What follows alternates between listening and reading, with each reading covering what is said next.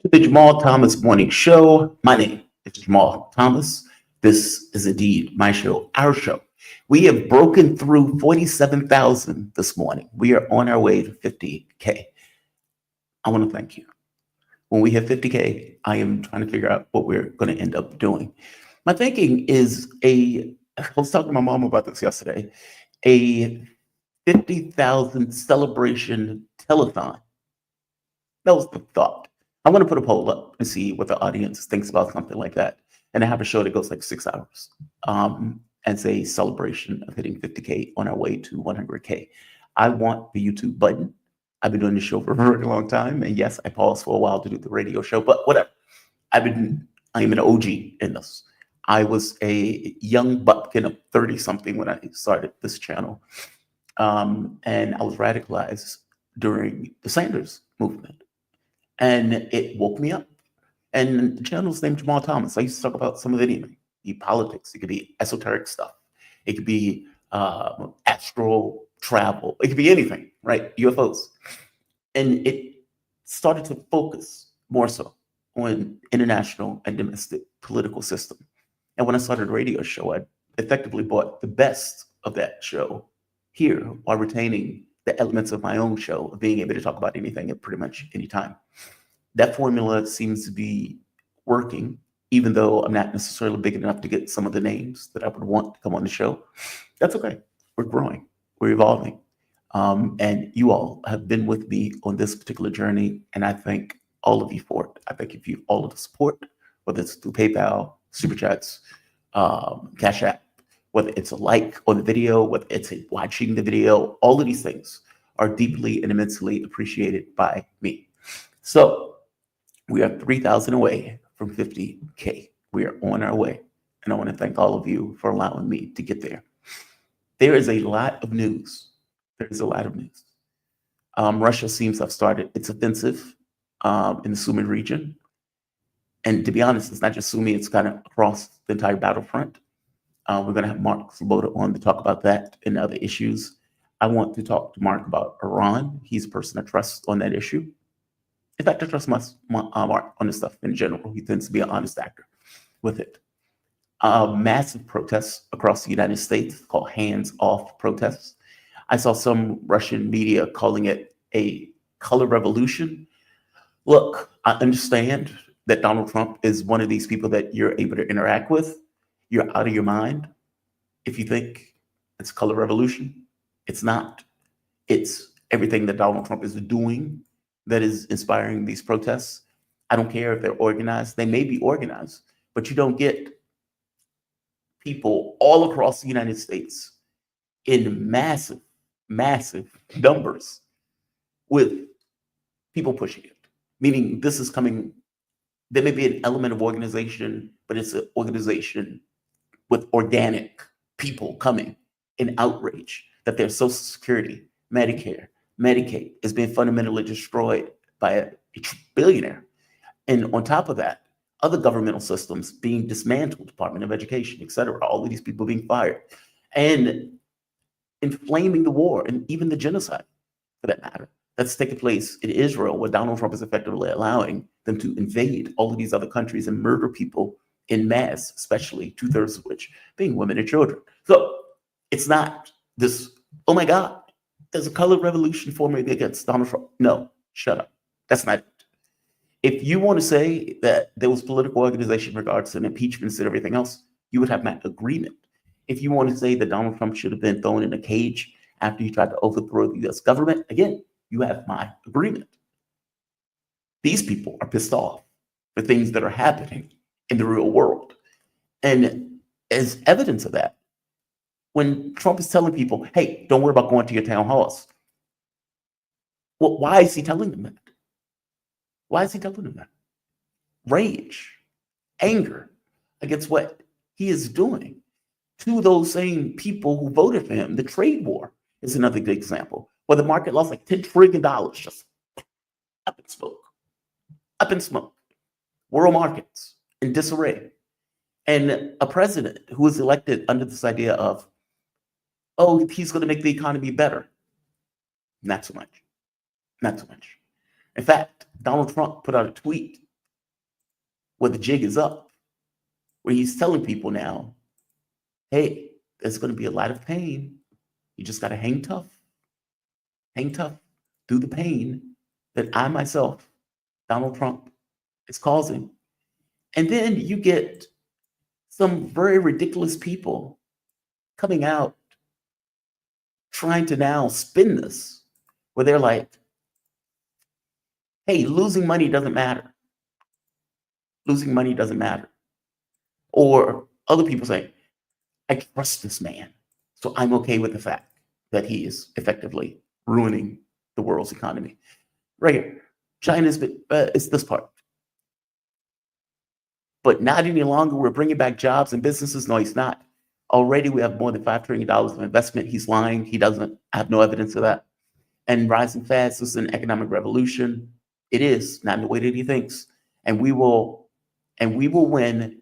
Hang tough. It won't be easy, but the end result will be historic. Hang tough. Who is he telling hang tough? Elon Musk doesn't have to hang tough. All of these other millionaires and billionaires aren't having to hang tough. Those tariffs, we are going to have to pay those tariffs. And to make it even worse, whatever they collect on those tariffs, it's not going to be given to the American public. It's going to be given as a tax cut to the top 1%. This is a wealth transfer from the poor to the rich. That's all it is. And so, will Trump bring back businesses? Highly doubtful. The amount of volatility that he's instilling inside the economy, the other countries like the European Union, or for that matter, China, are not necessarily going to acquiesce to Donald Trump. And this even gets more ludicrous when you hear stuff like this coming out of Trump. Listen to this nonsense. It's as if he doesn't understand what trade is. It is utterly bizarre. And we take their cars, Mercedes, Volkswagen, BMW. We take their millions of cars. They take no cars. They don't take our farm product. They don't take anything. Europe's treated us very badly. We put a big tariff on Europe. They are coming to the table. They want to talk, but there's no talk unless they pay us a lot of money on a yearly basis. Number one for present, but also for past, because they've taken a lot of our wealth away. And he is arguing for reparations. He is saying that Europe should pay the US reparations and that they would need to do that if they want to remove the tariffs. This is lunacy. This is lunacy. Fair enough. Okay, whatever. Right. I want to move on to another story. Scott Ritter. In full transparency, I contacted Ritter because I wanted to have a conversation with Ritter about some of the things that Ritter has been saying, especially on the issue of Iran. I had a conversation with Mirandi. Him and I talked about it. Mirandi gave his point of view. I wanted to bring Ritter on in full transparency to have a conversation. Ritter will no longer come on this show. And he said, paraphrasing, I have decided to basically overhaul whose shows I go on to. And effectively, your show isn't one of them that I'm coming on to. Fair enough. Ritter has every right. It's his choice, just like it's my choice on whose show to go on to. That said, since I don't have him on the show, I would use the previous interview that he had with Glenn Deason as my framework to discuss his, let's say, evolution in point of view that he has effectively taken on the issue of Gaza, but specifically in this case, on the issue of Iran. Scott Ritter has lost the plot. He's lost his mind. I would tell you at the radio station, we used to laugh at some of the things that Ritter would say, because this is the same person who would say stuff like, the war is going to be over with in 3 months, 3 years ago, which is something that Mark often alludes to when he's making fun of Ritter, even though he doesn't use his name. I don't know why his point of view has changed. I don't know why he's decided not to come on my show. His last episode got like 50,000 views. But to be fair, the comments were demonstratively negative.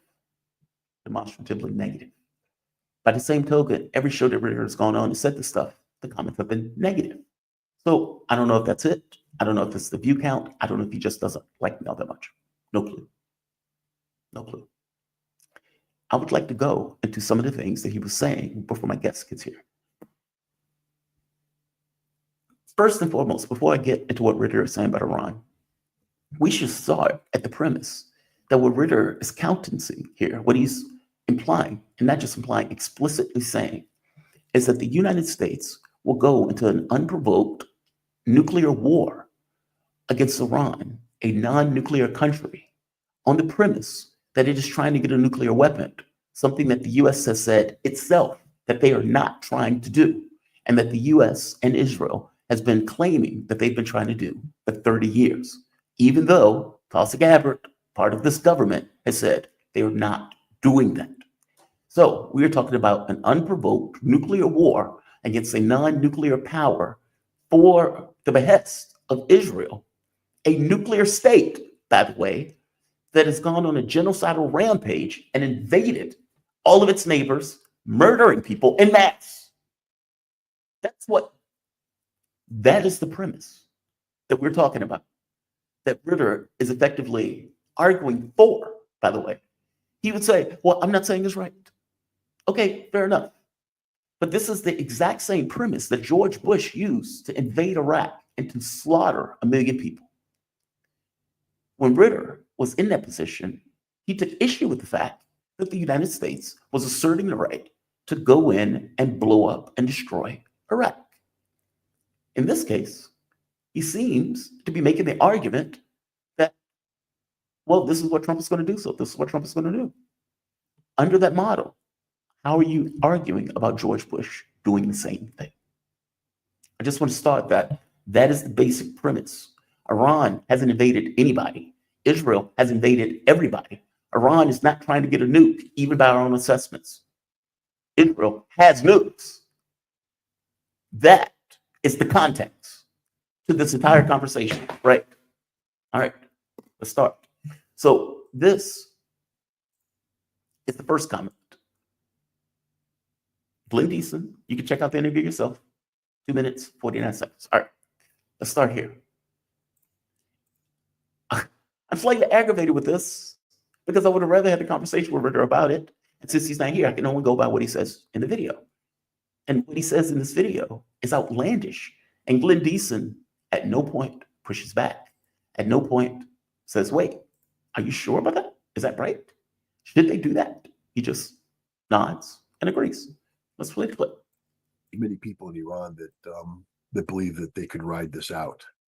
I think what's happening, though, is that Iran is being told by the regional players and by international partners and international players whom they interact with that Trump isn't bluffing, that this is genuinely a real threat, almost an existential threat to Iran. And I think we might see Iran find a way to a negotiating position. I don't think it'll be direct negotiations between Iran and the United States. I think this will be done through a third party, maybe Russia, maybe China. But I think there's a growing realization in Iran that this is different and that there will have to be some sort of negotiated outcome. All right. First thing, Iran did negotiate with the United States. It was called the JCPOA.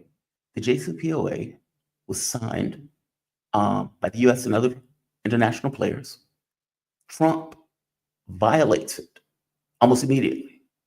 Iran stuck with the deal. Everybody agrees that they were sticking with the deal. He, in this interview, agrees that Iran was sticking with the deal. They stuck with the deal for a year after Donald Trump pulled out of the deal. So this idea that, well, they would need to negotiate, they did that. That was done.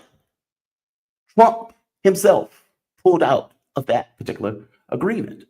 As regards to the existential threat and saying that they're not bluffing, okay, even if Trump is not bluffing, let's be very clear again, an unprovoked nuclear attack on a non-nuclear player at the behest of Israel, a nuclear power that is on a genocidal rampage. Iran hasn't invaded anybody. Israel has, and Israel has nukes. Iran is not trying to get a nuke, even by own assessments.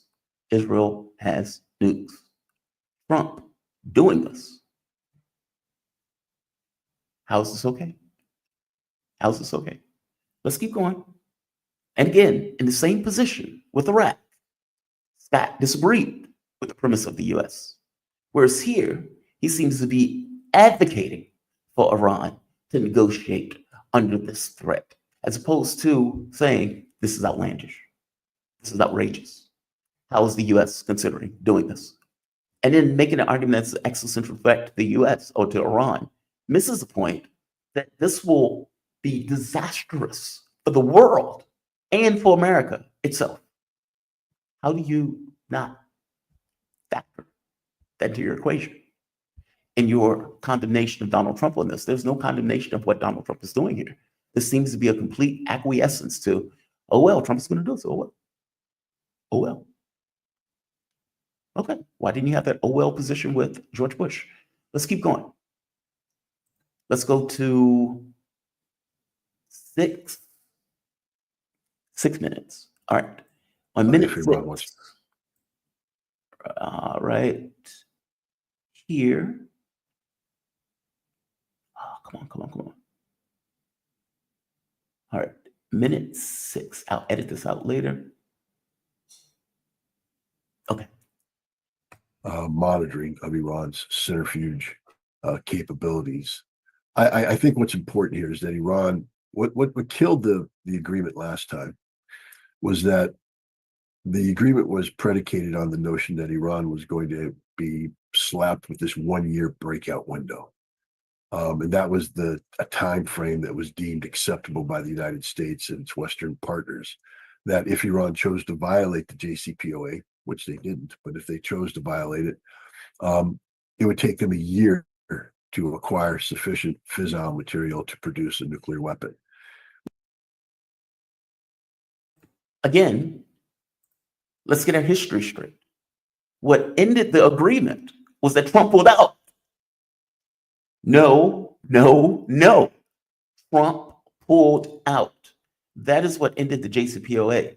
Nothing else. Trump did it. Don't put this on Iran. Trump pulled out of the agreement. Let's keep going. 1409. I got to go through this pretty quick because my guest is about to come on.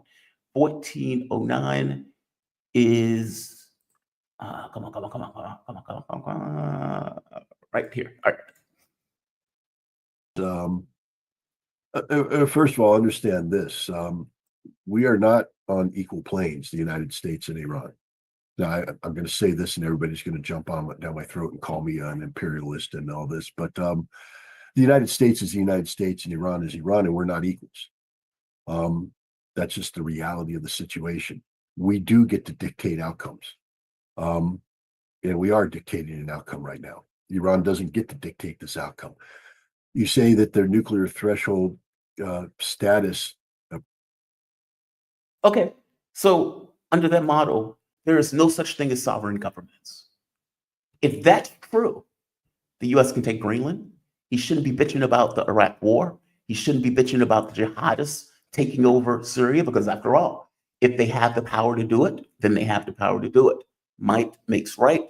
Power in and of itself is an excuse for whatever you're going to do. If the US wants to take Canada, the US can take Canada. That is an outrageous proposition to argue. The US is the US. We get to dictate outcomes. So, hey, I'm sorry for your sovereignty. You don't get sovereignty in this case. That is an outrageous statement. That statement is so ludicrous and that is an astonishing statement. It is a rules-based order statement. We set the rules, you all follow them. You do not get any notion of sovereignty at all. Your sovereignty doesn't matter to us. We can dictate terms. Under that model, Trump could say, I want to fuck the Ayatollah in Tehran, and I want everybody to watch on TV. That's what I want to do. Ayatollah, according to Scott Ritter. That makes no sense. Are you really making that argument? Power in and of itself is enough. An excuse. We get to dictate outcomes 10,000 miles away. And by the way, Iran is no threat to us. Iran is a threat to Israel. And just like Wesley Clark pointed out, one government after the next is going to fall. And Iran being the last government. Netanyahu, that thuggish war criminal, is in the United States right now. Trump is rolling out the red carpet for him. Netanyahu has been agitating for the United States to attack and bomb Iran for the last 30 years, claiming they're going to get a nuke tomorrow. They're going to get a nuke tomorrow. And at no point does Iran have nukes, or did they get nukes? Under Ritter's model, the US can do it because the US can do it. Now, understand, there's consequences for the US doing this. And the notion that there won't be political consequences for the US dropping nukes unprovoked is an astonishing assessment. By any measure, it's an astonishing assessment. When Ritter was on the show and he came up with these ideas, oh, we'll attack them and they can't do anything else, I told him, you're out of your mind. Military people come up with these assessments all the time, and usually they're wrong. One last clip, I'm sorry. 4 minutes. Carl, hold on for me. Give me one moment. I got to finish this. All right. 23 minutes in, Ritter points out that the US will wage an unprovoked nuclear war on Iran on behalf of Israel. No, I shit you not. That is what he's saying. I think if they go that route, you're probably looking at the United States trying to achieve some sort of regime change activity, and that you would see similar strikes against Iran's underground command and control, where the leadership would have withdrawn in Mashhad outside of Tehran. And if these are of the nature that they can't be destroyed with conventional munitions, then the low-yield penetrating nuclear weapons would be used as well. I don't believe that this is going to be a drawn-out, months-long campaign. I think this is going to be an extremely short, violent, nation-killing event by the United States. And I believe that if it's going to fit that definition, that the United States would have to use the nuclear weapons designed for this purpose. That's the US will wage an unprovoked nuclear war on a country of 80 to 90 million people on behalf of Israel. That is an astonishing assessment. And it will be short, violent, nation killing, and even Iran won't get the opportunity to respond. Now, later in this interview, and I'm not going to show the clip because Carl is here, he points out, he says, this will be a disaster for everybody. The world economy will take a hit from this, especially if Iran gets the capability in being able to respond. So under your model, you're going to kill tens of thousands, hundreds of thousands of people in an unprovoked war of aggression by the United States on a country that does not have a nuclear missile, is not trying to get a nuclear weapon. And even if they were, by the way, this still wouldn't be justified, but whatever. On a country that does not have nukes, killing untold numbers of people, destroying the world economy in the process. And the response for Ritter is effectively to argue almost on behalf of the Trump administration that, hey, Iran should just give up its nuclear program. What else should they give up under threat? The ballistic program. If you're making this argument of, we get to dictate terms, ballistic missiles, support for Hezbollah and regional Axis powers. What else should they do? Should they also offer to be able to fuck the Ayatollah? What about Pezeshkian? He might have a sweet ass. Maybe you should fuck him too in Tehran. Like, if US get to dictate outcomes, that's across the board, right? Issues of sovereignty don't matter, right? I've always said there's no such thing as international law, so fair enough. I'm not even going to bring that in. I'm pointing out it is outrageous to believe that the Trump administration is correct here in saying that they are going to destroy the world economy on behalf of Israel. It is an outrageous position that Scott Ritter is taking here. Outrageous. He has lost the plot. This is unhinged. This is not the position he was taking when he was the weapons inspector in Iraq. He was against the U.S. position on this and arguing against the U.S. position as to now, for whatever rationale, is completely taking the Trump position on this. Ritter's take is outrageous. I'm going to go to my guest. Carl, my man, I'm sorry for the delay. I wanted to finish that because I want to cut that as a clip. How you doing, my man? No You doing worries, okay today? no worries. I'm trying to balance my camera so I'm not tilted. I just want to give you a glimpse of Bangkok skyline behind me. I'm in downtown Bangkok right now. Oh, that is gorgeous. Yes. I've only had the opportunity to visit Bangkok once. I was in Vietnam several weeks for vacation, and I decided to do Bangkok and Cambodia because I wanted to see Cambodia. I can't What think of year? the What year was last that? year. This was last year. Oh, okay, yeah. So last time I was in Bangkok was 2002. So imagine my shock. 23 years later, I mean, things have improved so much. In terms of infrastructure, I think it's Americans should travel more, man. That's how I think. That's what I say. Like they can realize the rest of the world really have already moved on. They have. I mean, Malaysia and the construction that was in Malaysia was astonishing. Loved Vietnam. Oh, I cannot think of the name. It's in Siem Reap. It's that thing in Cambodia. I went to see Cambodia. it. Yeah. And then it got trapped out of Vietnam. Made a scene at the airport. Had a meltdown at the airport. It was humiliating. But just so the audience will know, Carl Zha is host of Silk and Steel podcast, focused on China and surrounding regions and their historic culture and politics. Carl, where can people find you? I'm always asking people that first now because I want, as the start of the interview. I am on YouTube. My channel is just my name, Carl Zha, and I'm a prolific shit poster on Twitter. So you can find my handle, Carl Zha, on Twitter. I do also have a Patreon for my podcast, Silk and Steel podcast, where I talk about everything China, history, politics, culture, and I'm doing a chronological retelling of Chinese history from very beginning. So I'm already up to death of Confucius in 478 BC, 479 BC. Yeah, so I already covered like half of the Chinese history already. I'm gonna have to find that. Oh, I have to track that down. I'm a sucker for that stuff.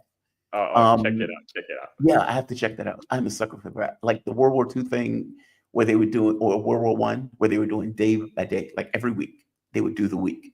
And they would start at the beginning and go all the way through the entirety of the war. They did the same thing with World War II. They did the thing in between war years. It is radically informative. Thank you for this, man. I thank you for joining me. I want to show you something that Trump put on Truth Social. He said China has been hit much harder than the United States. Not even close. They and many other nations have treated us unsustainably bad. We have been the dumb and helpless whipping posts, but not any longer. We're bringing back jobs and businesses like never before. Now, China, in response to Donald Trump tariffs, put on a 34% tariff on all products coming into the United States. Now, Trump is trying to act as if, this is going to be bad for us. Now, mind you, he didn't campaign on this at all.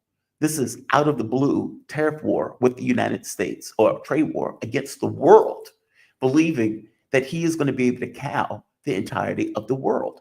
And even in Europe, he went so far as to say Europe needs to pay America back reparations before he removes the tariffs. How is China accommodating these tariffs that Donald Trump is putting on? I mean, if I'm not mistaken, it's like 54% towards China.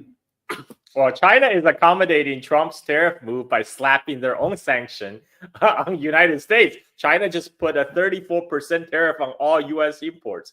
And now there's some people arguing, oh, no, it's the Chinese that's going to have to pay for those tariffs. No, they won't, because you have to look at what China actually imports from the United States. The largest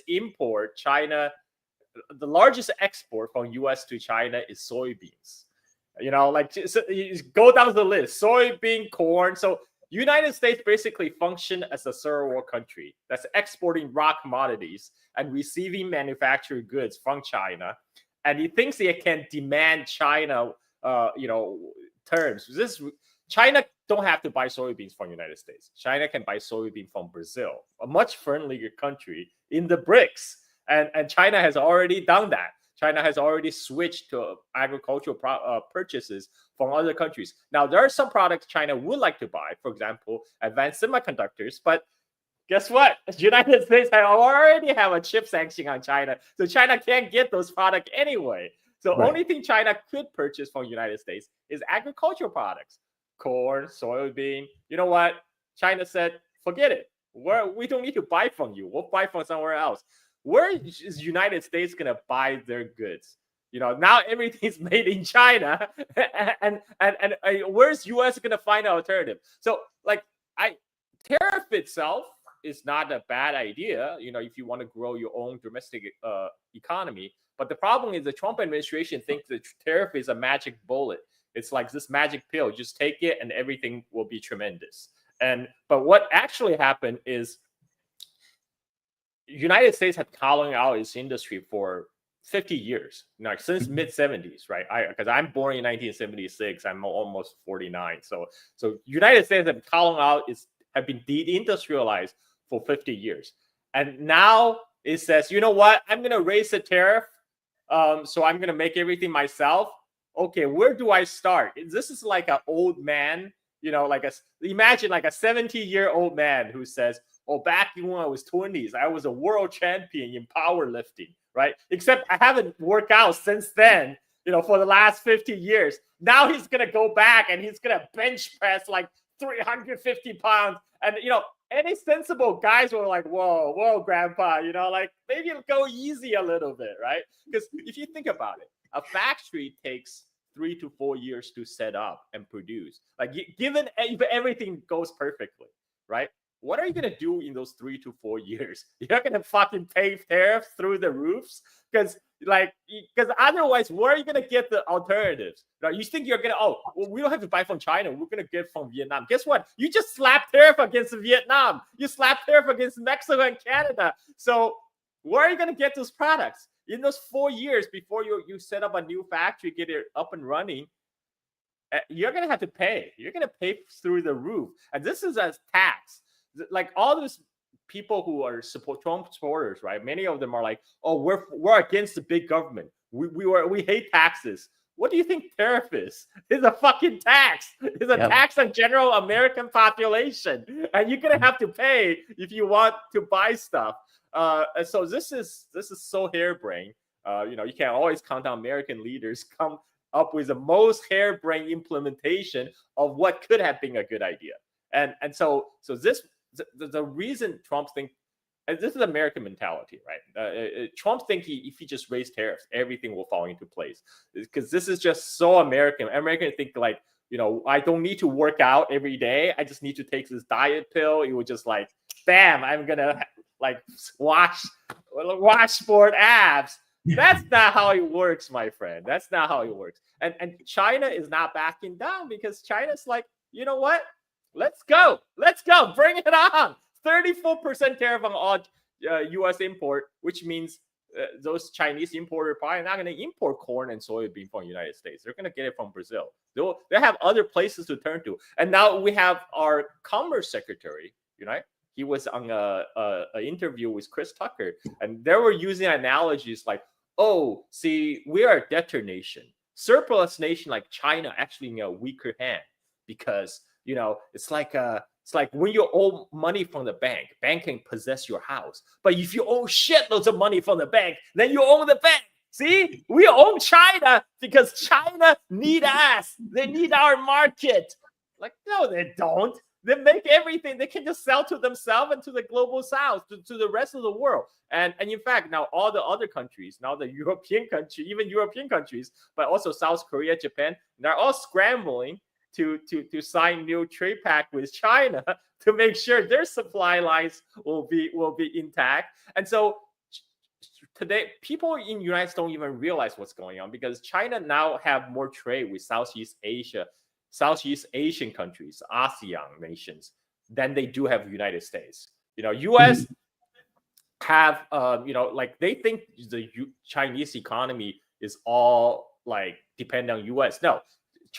There's about 3% of Chinese GDP depends on export to US. So yes, those industry will get hit. They will get hit hard, but that's not fatal. 3% is not fatal. Like the rest of the Chinese industry are powering forward. And what's US going to do? Americans are now going to the Nike factory and make shoes. They're going to make shoes to export to China. That's what Trump wants. You know, they're going to make shoes and toys to trade for RMB, literally people's money. You know, that's going to be Chinese currency. It's going to be hard currency now, right? So the Americans are going to make shoes. They're going to make toys for the Chinese money. This is the result of the Trump policy. I mean, this is the most idiotic thing I ever heard. But you know, let's wait and see. Maybe they're right. Maybe they know something I don't. But who am I to say?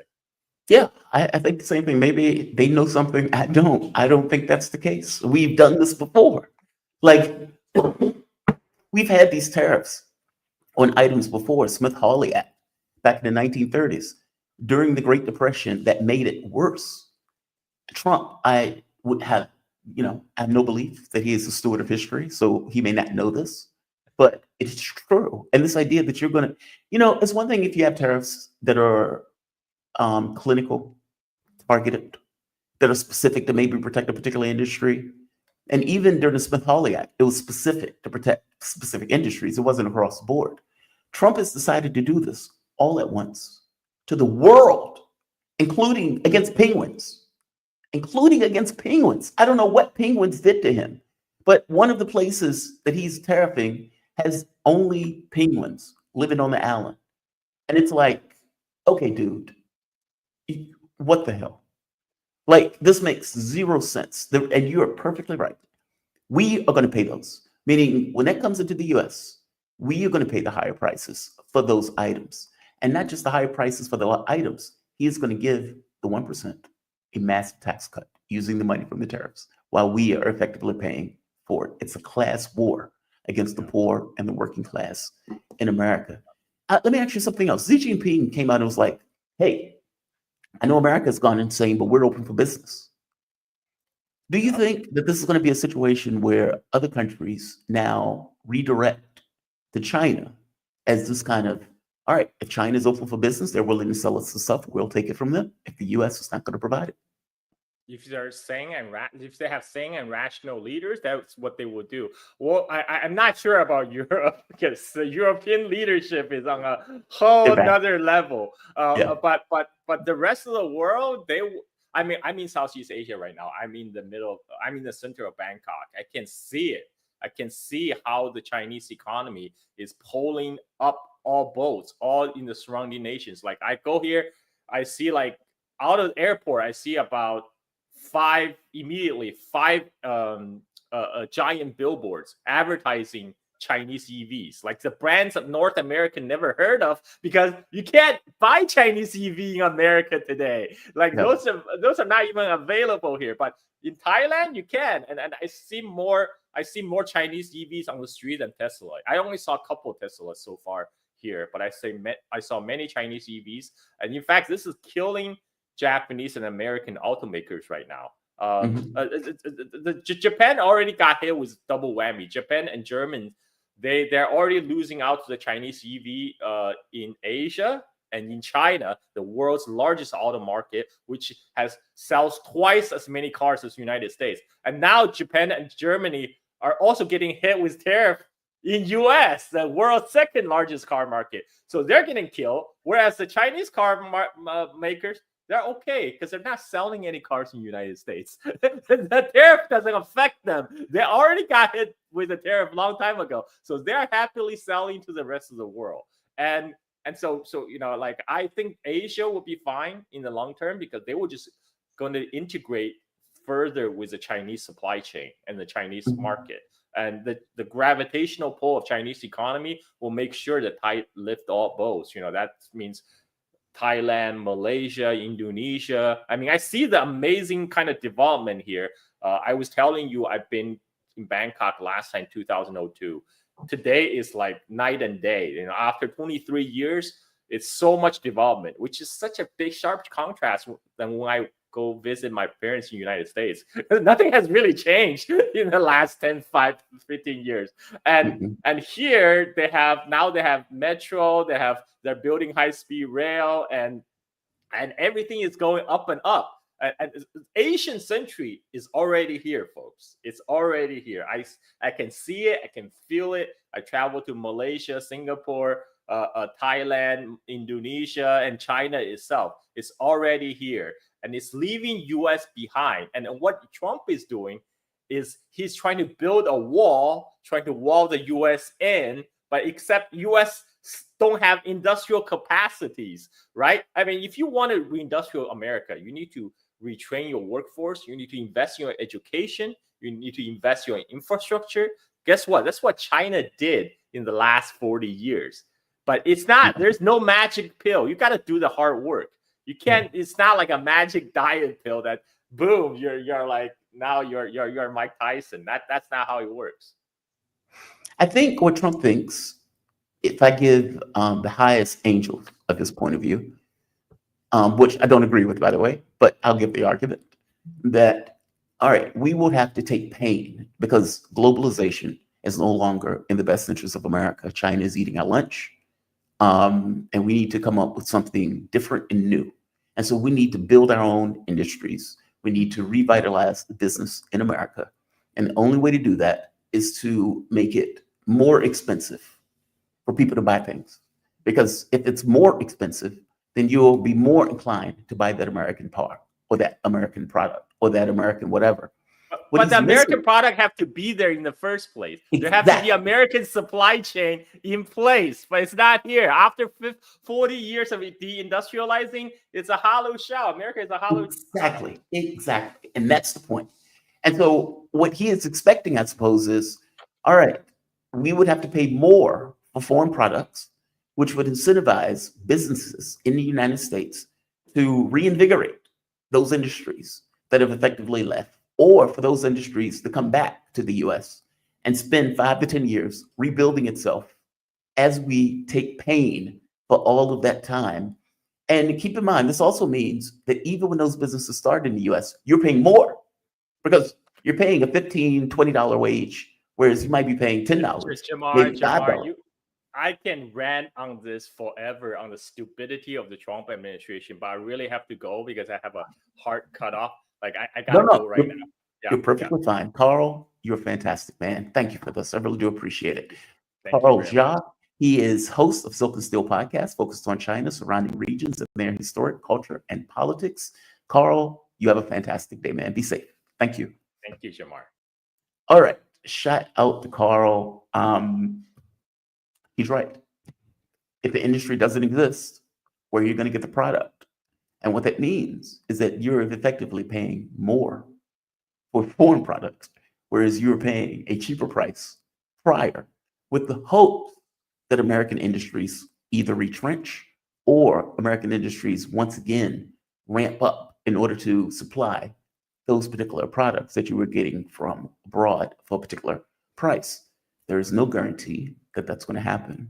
There's no guarantee that even if American industries come back into the US, that they can match the price point even with the tariff.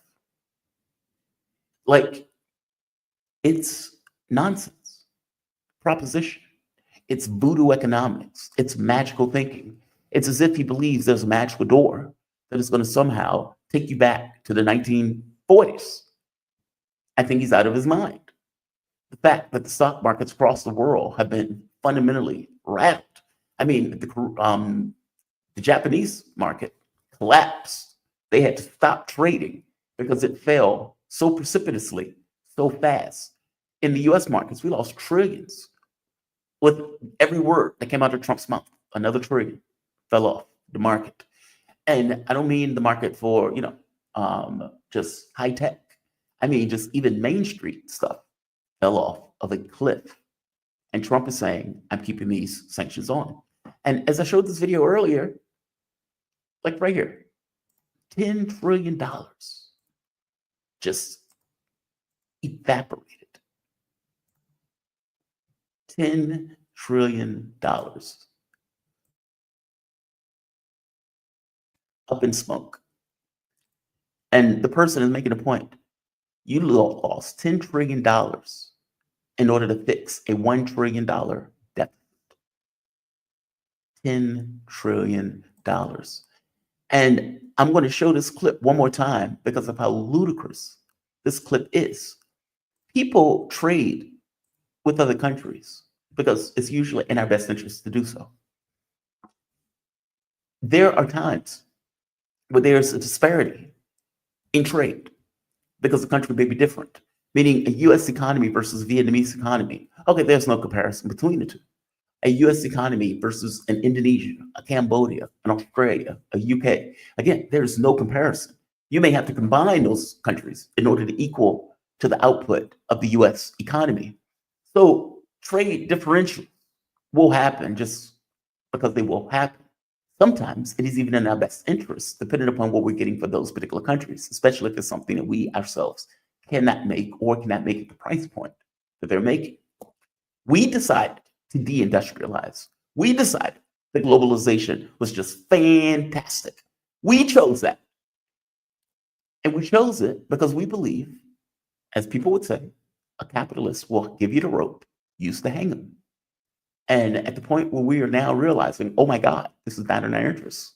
We're trying to roll back 50 years of the things that the US and the capitalists in the US and Western countries decided to do. And as Carl Zha said, we're trying to build a wall around ourselves. But then you get stupid comments like this that again shows he's out to lunch. And again, when Trump pointed out before, I don't care about the pain that America is going to feel. I don't care. This is him. And we take their cars, Mercedes, Volkswagen, BMW. You know, we take their millions of cars. They take no cars. They don't take our farm product. They don't take anything. Europe's treated us very badly. We put a big tariff on Europe. They are coming to the table. They want to talk, but there's no talk unless they pay us a lot of money on a yearly basis. Number one for present, but also for past, because they've taken a lot of our wealth away, and we're not going to allow it to happen. Sir, have you talked to... And we take...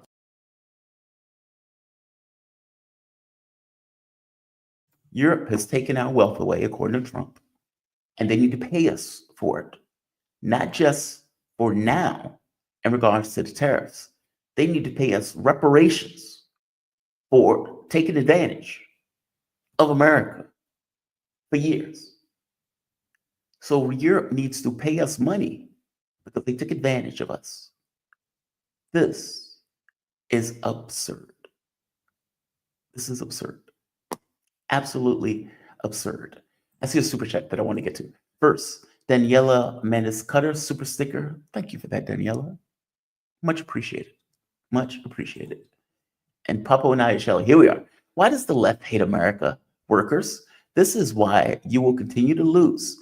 How about we cheer for the American workers, but keep mocking us? You believe that my take is attacking American workers. I think this is because you believe, I'm gonna leave this up here, that the tariffs are somehow gonna protect American workers. Again, as I will make the point, it's one thing if you target clinically tariffs in order to protect certain industries in America. So the auto industry, for example, we keep Chinese cars out because we know that our American cars are not going to be able to compete with the Chinese cars if they were on the market together. And so they use tariffs in order to say, okay, we're going to try to prevent this. The CHIP Act is another good example where we're like, okay, we're going to dump a ton of money into semiconductors because Taiwan is in effect part of China. And if China ends up taking Taiwan, it will take the chips also. We need to be able to produce those here at home. And so we are going to block China from getting our chips. And on top of that, we're going to put a ton of money, billions of dollars, into making chips. Okay, what did the Trump administration do? Killed any money going from the CHIP Act. Okay, well, that would have been for American workers, right? When Donald Trump is destroying union rights, how is that to the benefit of American workers? When he's literally going after union busting, killing this ability for people to come together in regards to unions. Okay, that is not on behalf of the American workers. If Trump was pushing for American workers, he would have passed the PRO Act. That is no longer on the table. What about the minimum wage? Is Trump going to increase the minimum? No, he's not going to increase the minimum wage. And to make this even more clear, American workers, as you point out here, Papa Onaya Show, will be paying more when you go to buy eggs, when you go to buy potato chips, when you go to buy steak or whatever you buy from the grocery store, when you go to buy cars, when you go to buy anything, your prices will be higher. Your wages will not be higher. Your prices will be higher. And on top of your prices being higher, do you honestly believe that with the volatility associated with what Donald Trump is doing, or for that matter, with the cost and everything else associated with it, that your wages are going to compensate for the increases in prices across the board that you're going to have to pay as a direct result of what Donald Trump is doing? Even this idea of investment into American workers in order to get them prepared and get them ready for this idea of, okay, we need to bring these businesses back into the United States. A, I don't believe the businesses are coming back to the US in the way that Donald Trump is assuming. And Trump himself told you that you're going to have to deal with pain as a direct result of his policy. Right here, this part, $5 trillion of investment. Okay, well, let's be honest. Trump lies as easily as he breathes. He is amoral to the truth. Judge me by the wars that don't start, as he starts wars. So why do you believe that there are going to be $5 trillion of investment coming into the United States? I'm highly doubtful. I'm highly skeptical that that's what that number is. And right here, this is an economic revolution. It is, not in the way he thinks. And we will win. Hang tough. It won't be easy, but the result will be historic. It won't be easy for who? It won't be easy for who? It won't be easy for us, for you, for other workers that are in the country that are going to be hit hard by exactly the policies that Donald Trump is taking on this issue of trade. One last point, education. Donald Trump is destroying the Department of Education, not to mention Social Security, education, and everything else. You put money into Social Security. Social Security, Medicaid, and Medicare, where they have fired all of those workers, and they are trying to make it where the organization itself cannot function in the way that it should function in a modern country. That's money that you were supposed to get back, that your family members were supposed to get back. Medicaid and Medicare were things that you and every other worker in this country need and require, especially at the point where at some point their bodies fail and they would need those systems. Those are things that are being damaged by this administration. That is not to the benefit of workers, or for that matter, anybody else. Last point, education. The ridiculousness of Trump, Musk, and what are the Vivek Ramaswamy, two foreigners, by the way, saying that American workers are too stupid to do various jobs. And so they need to bring in workers from abroad, India, or whatever other country, in order to do technical jobs. The reason they're doing that has nothing to do with the intelligence of the American worker. It has everything to do with this idea of these people are effectively indentured servants, and we can use these indentured servants and pay them less and treat them worse than an American worker here in the United States. Trump had no issue with that policy. Two foreigners trashing American workers and the intellect and capability of those American workers, that is rather astonishing. That's why that ended up being a fight on the MAGA side, because they were effectively denigrating American workers. The idea that you would say that and take that position and then turn around and destroy the Department of Education. It's not like he's going to invest money into education. It's not like he's going to invest money and say, hey, let's make our schools the best in the world. Let's ensure that our American workers can now do the jobs that are going to be required for the various industries that are coming back to the United States. He's not doing that.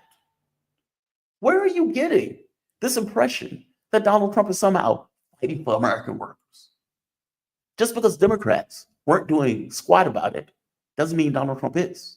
And I will go further and say, not only is he not fighting for the benefit of American workers, going after union rights, not raising the minimum wage, destroying institutions that people need in order to grow and understand this new economy, such as, the Department of Education, or at the very least using the Department of Education for something beneficial in that sense. All of these things are against not just Americans, but American workers. I'm sorry. This is not to your benefit. It's one thing if it was thought through. It's one thing if it was targeted. It's one thing if it was, okay, we've done an analysis and we believe that we can pass sanctions in this particular way that are specifically and targeted for these objectives. A random trade war against the world where you use a ludicrous formula to come up with, trade imbalance versus imports. And you're like, okay, we're going to mix these numbers together and come up with some outrageous number. It's a clown show. It's a clown show.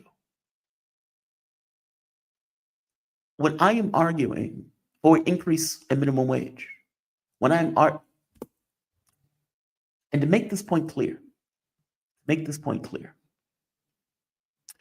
Lutnick, the lunatic that Donald Trump has running around selling this, has been on network TV shows making the argument for these tariffs. And I want you to hear something that he says here, because if you think that they're doing this for American workers, you are out of your mind. This is Lutnick. I don't know this. I don't pay attention to files, but listen to his argument here, because he's not making an argument for American workers. His argument is robots will now do these jobs. So it's not like we're bringing back business where you're going to be hired for jobs. According to Lutnick, or whatever his name is, this lunatic has a different assessment than what you're saying. We're not going to have all factories come back. Like clothing manufacturing, that's tough to bring back. But what kind of manufacturing are you talking about returning here? Well, you can't just give that away. See, what's going to happen is robotics are going to replace the cheap labor that we've seen all across the world. I mean, think of what our factories did. They went to the cheapest labor in the whole world, slave labor, cheap labor, the worst environmental conditions, polluting the heck out of it. And then we bring back those cheap products here and we feel good about ourselves because we don't see the pain. But now, we're not going to have all factories come back. Like clothing manufacturing, that's tough to bring back. But what kind of manufacturing are you talking about returning here? Well, you can't just give that away. See, what's going to happen is robotics are going to replace the cheap labor that we've seen all across the world. Robots. We're going to bring in robots. Factories are going to take a ton of money and they're going to invest in robots to build various items that we typically get abroad. That's a suggestion. Robots will do it. Now, why does he say robots? Because what he knows is that if you're working in America as a worker and you're building t-shirts and Nikes and whatever clothing and everything else, that American worker is still going to want $15 an hour at least. And in some states, $15 an hour is the minimum wage. Now, the federal minimum wage is like $7. I don't know how many Americans are going to work for $7 in this case, but whatever. His point is, we were able to pay people $3 in another country to do that labor. In other countries like China, you have robots that would do that stuff where they could build like 20,000 t-shirts in an hour or something like that, some ridiculous number. And if we want to bring that back here, there's no way we can compete with that, even with the tariffs that are on. So the only conception in his mind that would make this work is robots would do the job. I'm unaware how you believe this is to the benefit of the American worker.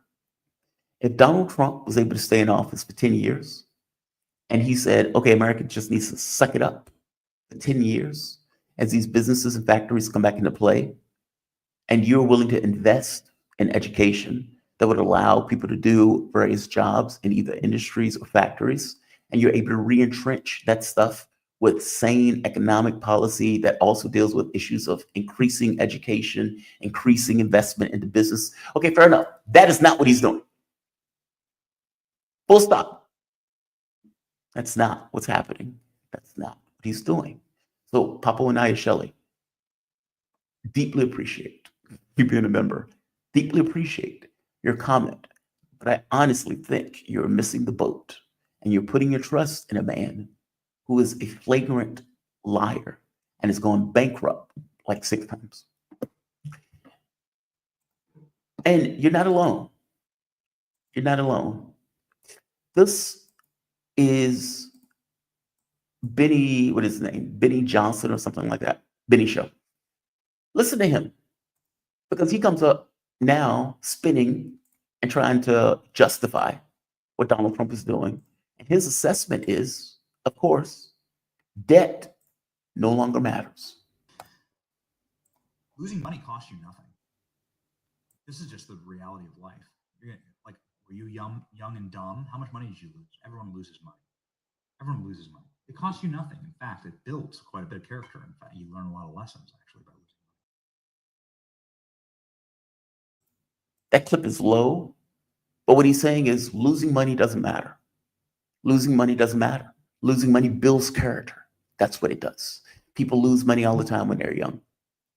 That is the justification that he's using for $10 trillion going up in smoke. Didn't have to go up in smoke. Didn't need to go up in smoke. Was not campaigned on. People voted for Trump for the economy. But now, losing money just doesn't matter. When we lost $10 trillion in Iraq, doesn't matter. So what? Who cares? I know we lost $10 trillion in Iraq, but what does it matter that we lost $10 trillion? It builds character that we lost $10 trillion. What could $10 trillion have done? What could $10 trillion have done? Here's another lunatic. This Fox News spinning like a top, trying to explain everything that takes place. And he's delivering. And you know what? I don't really care about my 401k today. You know what? Not that I can afford it, not that it isn't important, not that I'm not at a point in my life when I should be worried about my 401k, because I am.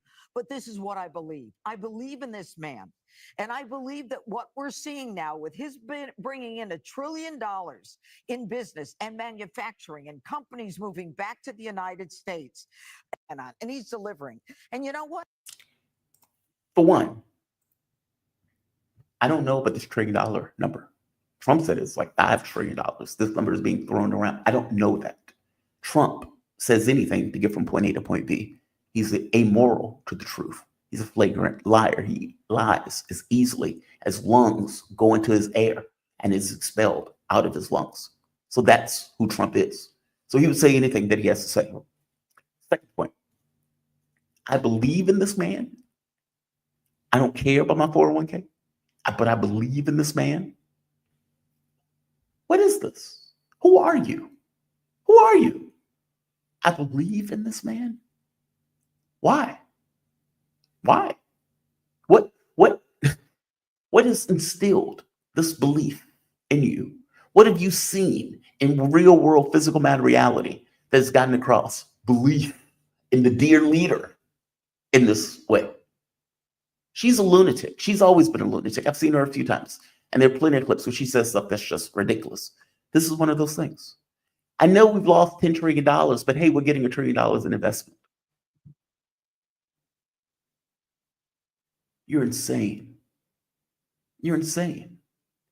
And I would wager rich in a way that the cost is not going to hit you in the way that it's going to hit me, my mom, my aunt, my uncles, family members, friends of family, etc., etc., etc. What an outrageous, ludicrous, ridiculous position that these people have been trying to spin what is an utter self-inflicted disaster. As Carl Zha pointed out, 2% of China's trade, 2 or 3% of China's trade is with the US. That's all. That can be shifted elsewhere. The first time around when Donald Trump tried to use these tariffs to go after China and China put tariffs back on the United States, it destroyed our farming. Trump had to literally give farmers money to compensate for the fact that China stopped using US products. And it's easy to see why. They have 1.3 billion people. Imagine if you're a farmer where you lose a market of 1.3 billion human beings Imagine how much you can sell to a market that has 1.3 billion people. And what happens when they say, we're done? And they do so as a direct result of what Trump is doing. Now, China has slapped a 34% tariff on every item coming into China. So anything that the US comes into China now is 34% higher than what it was. Those products that are now going to be 34% higher are going to compete with Chinese products that I would believe were already cheaper. What do you think the buying choices of Chinese are going to be in a nationalistic sense, but also in an economic sense? Meaning, America is attacking China. Why would we buy anything American? You're going to damage American businesses. What do you think the European Union's take on this is going to be? Yeah, they may try to negotiate with Trump, but what Donald Trump is saying here is that Europe has to pay reparations. Otherwise, no deal. So it's not even about tariffs at this point for Trump anymore. It's, I'm going to bend Europe over and I'm going to grab Europe by the nuts. I'm going to squeeze. I'm going to make Europe scream. That's what I'm going to do. As if Europe is going to accept the premise. This is a self-inflicted wound. And for people who are trying to defend it, I think you're missing the boat.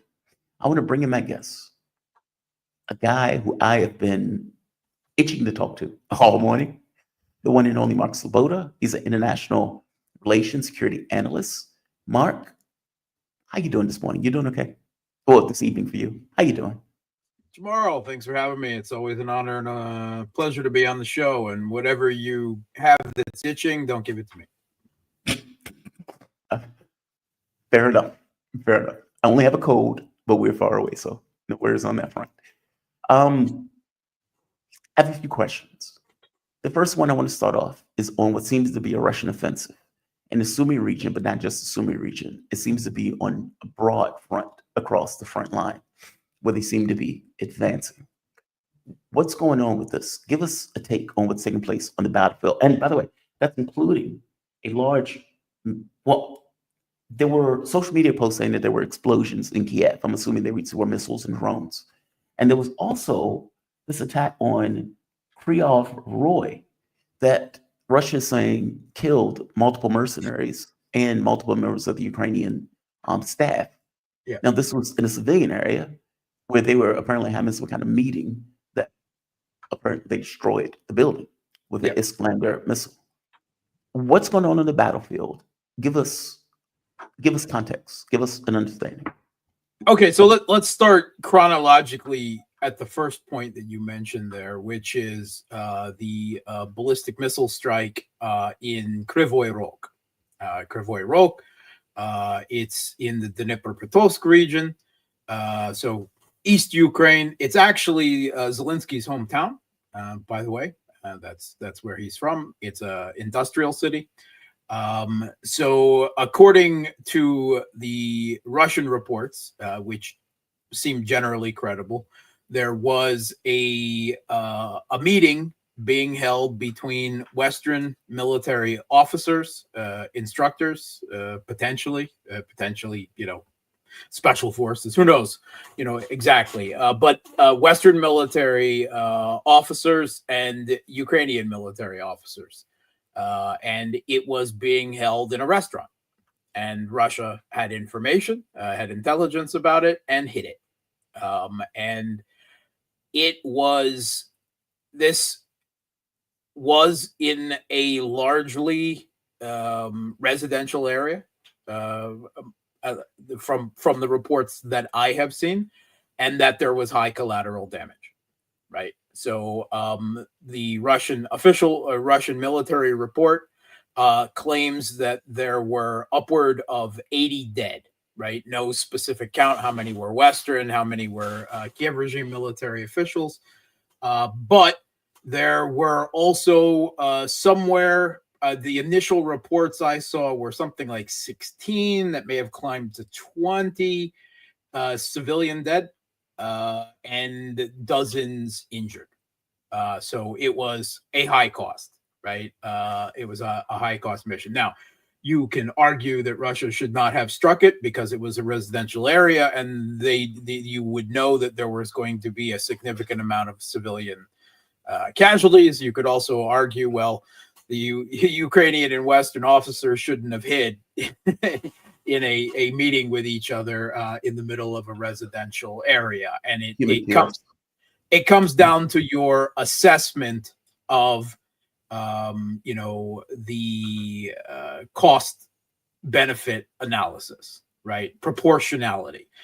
Was it worth to take out these officers to kill that many civilians, right? How will that factor in? Now, it has to be said that the civilian, the reports of civilian dead come from the Kiev regime, and of course, according to them, they had no meeting at all, and Russia's just raining, wasting ballistic missiles, hitting playgrounds and buildings and little kitten daycare facilities, right? The way their propaganda puts it, but we don't know exactly how many. But let's say there was civilian casualties, and I would venture to say, while it was not a mass casualty event, we're not talking hundreds of dead, that there are more than in many Russian strikes, right? Because this was being held in a restaurant in a civilian area. And I would venture to say that it is a message to the West. If you send your people, wherever you put them, we will kill them. And we will make it our priority to kill them. And reports, unconfirmed, that Russia was particularly vicious in this assault. In that they had reconnaissance and strike drones hovering over Kryvyi Rog. And when they discovered where these officers, again, whether Western officers or Ukrainian officers, we don't know, were being taken to the hospital, they then hit the hospital. They then made sure that these people were dead.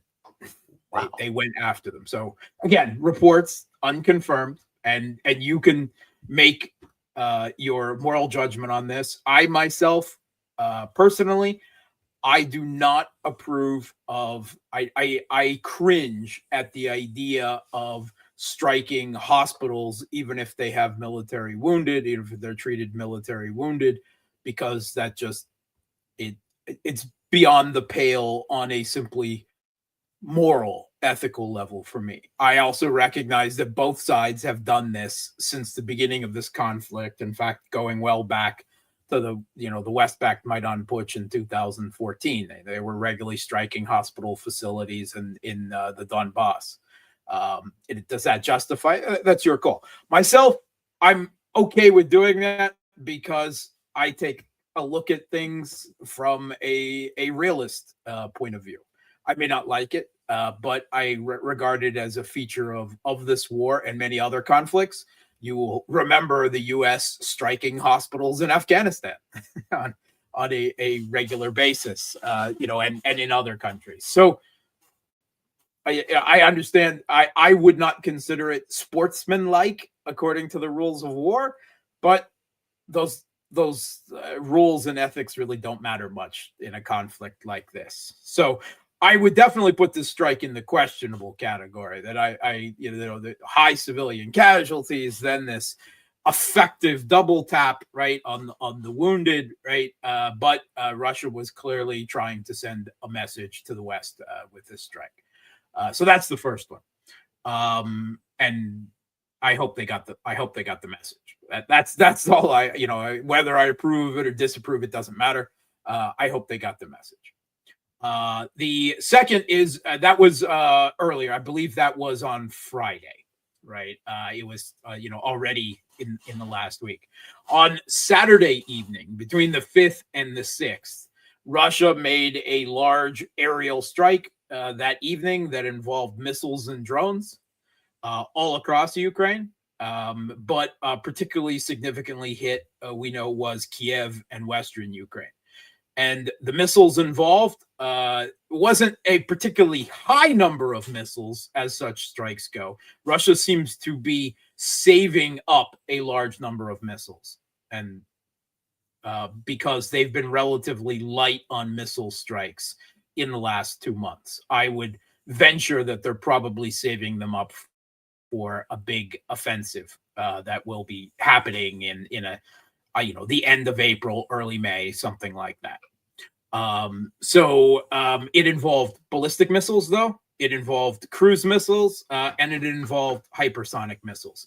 And some of these were ground launched, some of these were air launched, and some of these were launched from the Black Sea. So sea launched. And it also included upwards of 100 drones, strike drones, Garans for the most part. So we don't know exactly what was hit. We do know there were a number of strikes in Kiev, and we know there was a number of strikes in West Ukraine. We might get some type of assessment of that later, certainly not from the Kiev regime side, but we have seen enough videos to know that the Kiev regime's air defense was essentially non-existent, right? We've seen enough videos coming out of Kiev and elsewhere. I would venture to say that I would guess that a lot of those were Western weapons arriving in Ukraine, weapons from the United States, weapons from Europe, because they know that Russia is soon going to launch big offensives, and they're pumping in as many weapons now. I mean, there's reports that there's a pretty steady flow of U.S. and European weapons, approximating, some of the highest flow, the rate of weapons being sent as we have seen in the past, right? I don't know the specifics of what those are, but I would also venture that Russia was probably also hitting some military industrial facilities, drone workshops, and possibly missile workshops and the like. So, but we might get some more info on that later. But it was a significant, right? It wasn't one of the biggest strikes we've seen, because 30 some missiles is kind of on the small side. We've seen upwards of 100 missiles being launched, in a particularly big strike by Russia before. And once again, it leads me to believe that Russia is saving up not that they've run out. And notice no one is claiming that Russia's run out of missiles that I've seen this time around, right? That appears to have they finally beat that dead horse, which means Russia is saving them.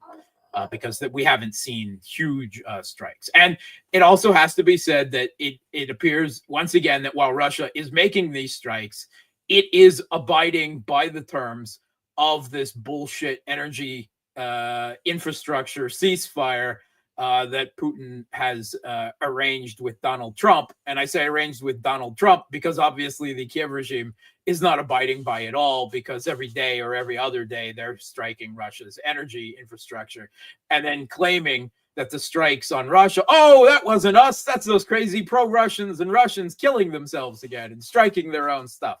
Just like they said about the Crimean Bridge and Nord Stream and the assassinations of militia leaders and politicians and officials in the Donbass for years, and so on and so forth. That's their constant refrain. And then, the Western mainstream media, dutiful war propaganda stenographers are that they are, just repeats that without any question, without any criticality or concern, no matter how many times later in the past they've been exposed in that lie. It doesn't make any difference, right? So the third thing that you mentioned is a Russian offensive launched in Sumy. No. All right, at least not in what you mean by a big offensive. The big offensive has not started yet. This is still Russia, what they call improving their positions, which they do everywhere, all across the contact line, all the time, right? Now, they are expanding into the Sumy region, right? So they've driven nearly all of the Kiev regime troops out of the Kursk region so far. There may be some fields and tree lines and half of a hamlet that's still held by them. But Russia controls more in the Sumy region now than the other way around, right? That's clear. And Russia is advancing and took another village in the Sumy region, which in and of itself is not strategic, but it's Russia is creating under Putin's orders a buffer zone, right, to drive the Kiev regime back and to provide a degree of protection for the Russian border. And there's every likelihood that that creation of a buffer zone could turn on we're going to take Sumy now and hold a referendum in Sumy region as well, right? That is a possibility, right, down the line. We'll see. And a lot of it depends on how many reinforcements the Kiev regime puts there. So Russia is, shall we say, pushing hard on several areas in the Sumy region, also in the south, in the Zaporozhye region, in the direction of Orehov, also in southern Kharkov across the Oskol River, right? Russia's vastly expanding their bridgehead, right, across the Oskol. It's more like a front itself at this point. And Russia is continuing to advance. There's still very intense fighting going on south of Pokrovsk.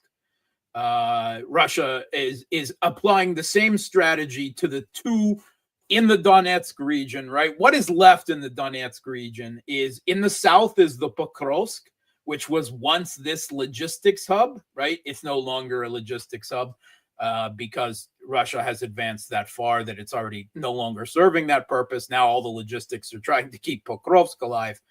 But Russia is applying the strangulation effect. They're cutting off supply lines, right, into Pokrovsk, putting them under either physical or artillery and drone control. And the Kiev regime forces have been launching significant counterattacks, throwing reinforcements after reinforcements into the area south of Pokrovsk. And, there's very intense fighting there, and villages have gone back and forth in the past 2 or 3 weeks. And it will continue to be very intense fighting there. But ultimately, the question is, yes, the Kiev regime bought time, but was the time that they bought worth the cost that they are paying for it? That's the question. And I don't know specifically, but I would doubt very much that it's probably true. It's probably, these decisions are probably being made for political reasons. Similarly, the Kiev regime made significant counterattacks in the last month or two in the Toretsk area as well. Russia took Toretsk, and then the Kiev regime launched a significant counterattack raids back into Toretsk. And Russia is now only finished driving them back out again. The same thing in Chasiv Yar.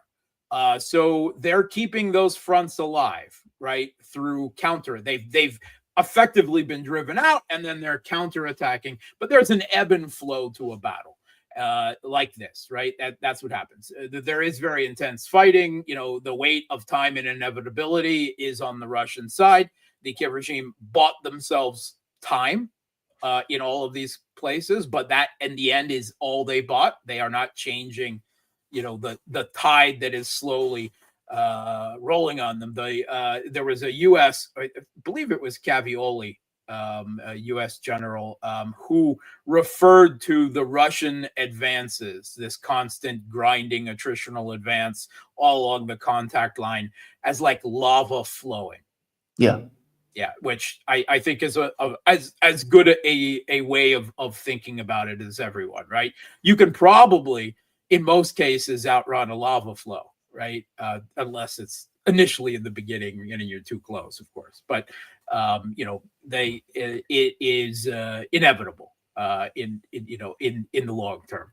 So that is what they're facing there. But what's left in Donetsk is in the south, that's Pokrovsk. In the north, there is a very difficult stronghold called Seversk, and it is in the north, and Sever means north. So it's like the northern point of the Donbass. And Russia has been trying to take Seversk for essentially 2 years now, maybe more than that. And they've had a really difficult time because of the tough geography, the hills surrounding Seversk to the west and to the south. It's very difficult. And the Kiev regime has built very significant fortifications there. And probably Russia has not made it a huge priority Mhm. at this point. And they've adopted the strategy in both Pokrovsk and Seversk of strangulation, right? They're slowly flowing around it and cutting off all the supply lines and either forcing a withdrawal or, a starvation siege and then a siege.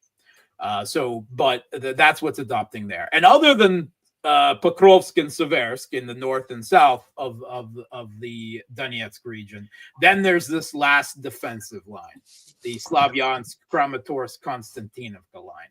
And all of these attacks in Toretsk and Chasiv Yar ultimately are trying to buy time before Russia moves in a major way on the Konstantinovka attack, right? Which they're starting to do so now, right? And again, they've bought a month or two, to be fair. Again, but what cost did they pay for it? Would those troops have been better used in defensive positions rather than in counterattacks, right? That's something that is beyond our ability to really tell. But that's what's going on. So in Zaporozhye, in the Donbass, the battle rages. In southern Kharkov, across the Oskol River. And it must be said the Kiev regime is still trying to break into the Russian border area in the Belgorod region because of Zelensky's apparent obsession with having a few square kilometers of Russian land for negotiations. And they're making this absolutely strategically senseless attacks on two hamlets on the border of the Belgorod region, from Sumy to Belgorod, Popovka and Demidovka. And at one point, they controlled a certain portion of both of these villages. They surged forward, and then they've been driven back, and maybe they still control a few buildings in Demidovka and some tree lines and fields, but that's about it. And again, they're wasting rather significant numbers of troops there. It appears senseless for any real reason. 6,000 troops tied up there. All right. That is the scape. But we are going to see larger offensives, right? They haven't not happened yet, though, right? We're not seeing that yet, right? The Kiev regime has warned that Russia has some 150,000 troops, some 15 divisions, right, that they have trained up, that have been training up for 6 months to a year or more, that are fully equipped and are going to be used, but have not been put into the battle yet. And they could be put into the south. They could be put into the north. They could be put into the center in the Donbass. They could be split up and sent into several different locations. A lot of the final decision on the Russian side will ultimately, where can they exploit the best? Where does the Kiev regime send reinforcements? And where don't they, right? They will try to make that decision at the last moment, because that's in an era of 24/7 satellite and drone reconnaissance. You keep your forces fluid and mobile, and you flow to where resistance is least or where you can best exploit a situation. So Russia probably has several plans for offensives, and some of them will be used and some of them will not, depending on what things look like on the battlefield right at the moment when they're to begin. We've seen what probably can be considered prep work right now, right? In Zaporozhye, heavy artillery, a fire, lots of drone strikes, not just on facilities, but tactical strikes in the south as well. We're seeing a lot of that. So you could say we are in the preparatory stage, but we haven't seen the big offensives yet. And that's part of the reason for that is the ground's still pretty awful. And they're right. For instance, over this weekend, in what is it, the first week of April, we just had about 6 or 7 inches of snow. Really? Yeah, it just dropped just below zero over the weekend, and the whole week it will be snowing. It'll be slightly positive during the day and below freezing at night, and it's a mess. In Ukraine, it's a bit warmer, but they're still getting plenty of rain, and and it's Rasputitsa. It's the mud season, right? Whether it's falling as snow and melting, sometimes within hours, or whether it's falling as rain, that depends on the day.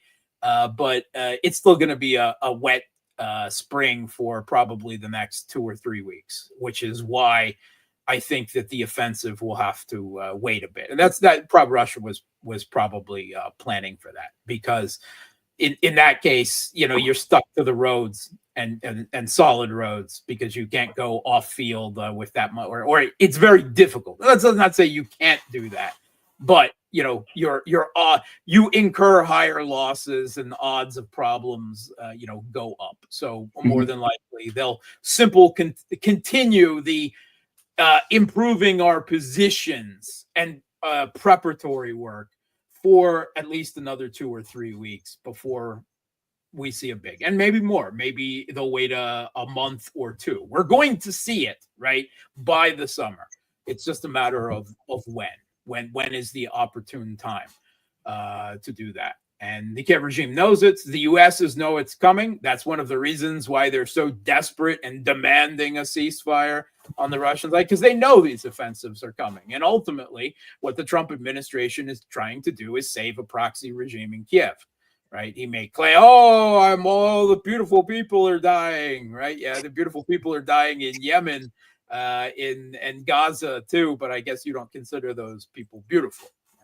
Nope, he doesn't consider them people at all. I would wager. We know that the Israeli government doesn't consider them people. It definitely doesn't, and Trump is paying 80 to 90% of all of the killing that is effectively taking place.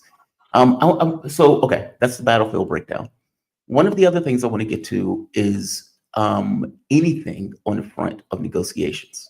I have been disheartened by this. I'm becoming more skeptical of it. Now, say it's not so, Jamarl. Well, because Trump is a clown, and because I think 2 things may be taking place. So at the very least, I break into 2 thoughts. One, Trump has already had a conversation where he's like, look, I don't really care about the Ukraine issue. It's not my issue. And they've already come to some kind of basic agreement that they are trying to effectively push. Now, the Telegraph comes away with this assessment, effectively mine, that Trump has already made the deal with Putin and is like, look, we're going to force Zelensky to accept an ultimatum. And if he doesn't accept it, we're going to pull support and we're going to pull intelligence. So effectively, we're going to walk if you don't take this deal. The other assessment that I have is Trump is a clown. He doesn't understand the reality of events on the ground. He may know that he can't necessarily do anything militarily. He may think that sanctions or something, meaning he may think that he has leverage that he doesn't have. This is Rubio, to your point, saying this. I mean, Trump seems very desperate in order to kind of get the negotiations going. But again, if you can't even criticize Ukraine for violating the ceasefire, then how are you really trying to get a deal with a country that already doesn't trust you? Kirill Dmitriev, the one that was here, he says that there are going to be additional talks with the United States, that talks went well in regards to normalizing relations. Again, I don't know the full details of that because I would imagine those conversations are going to be somewhat private, short of a little bit of data that they're giving us on resuming flights and those type of things. But this was Marco Rubio, after going to NATO, telling them he wants 5% from NATO. He says this. All right, if all of a sudden we wake up tomorrow and the Russians are launching a massive offensive, then I think that's a pretty clear sign they're not interested in peace. That hasn't happened yet. Let's hope it doesn't happen. We want to know whether they want to do peace or not. And if they do, then there's a way there, and we're willing to help. The only reason Rubio will be saying that is because Rubio knows that Russia is gearing up for an offensive. He knows it. He has to know it, right? Ukraine even knows it because they've been screaming about it in their media for the last week or so. Have negotiations effectively stopped? And what does it mean that Kirill, I think it's Dmitriev is the name, was here in the United States and he's effectively saying, hey, it was a good meeting.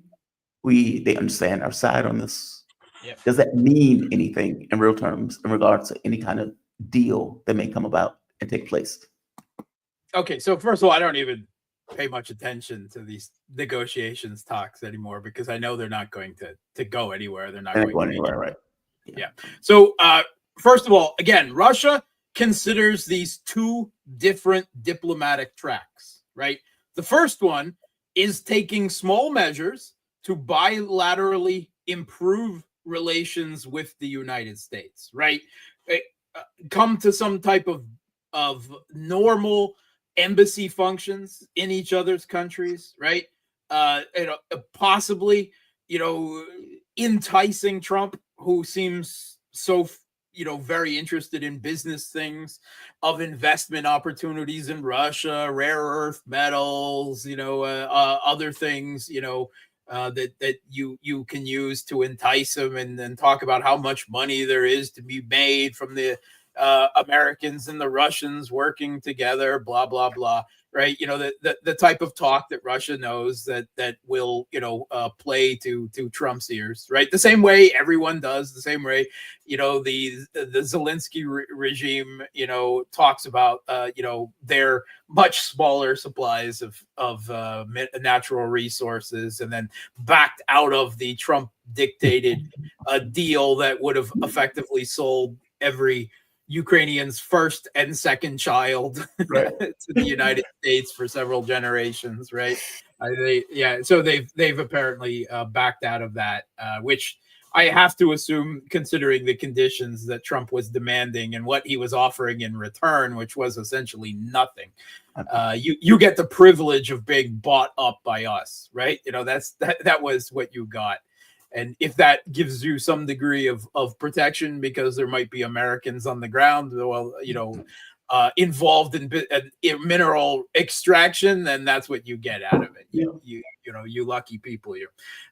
So Zelensky has apparently, I don't believe that the Trump people actually thought that Zelensky would follow through would sign that, right? So, but who knows? Well, wait a minute. If you don't believe that he was going to sign it, then what was the entire point of an offering it?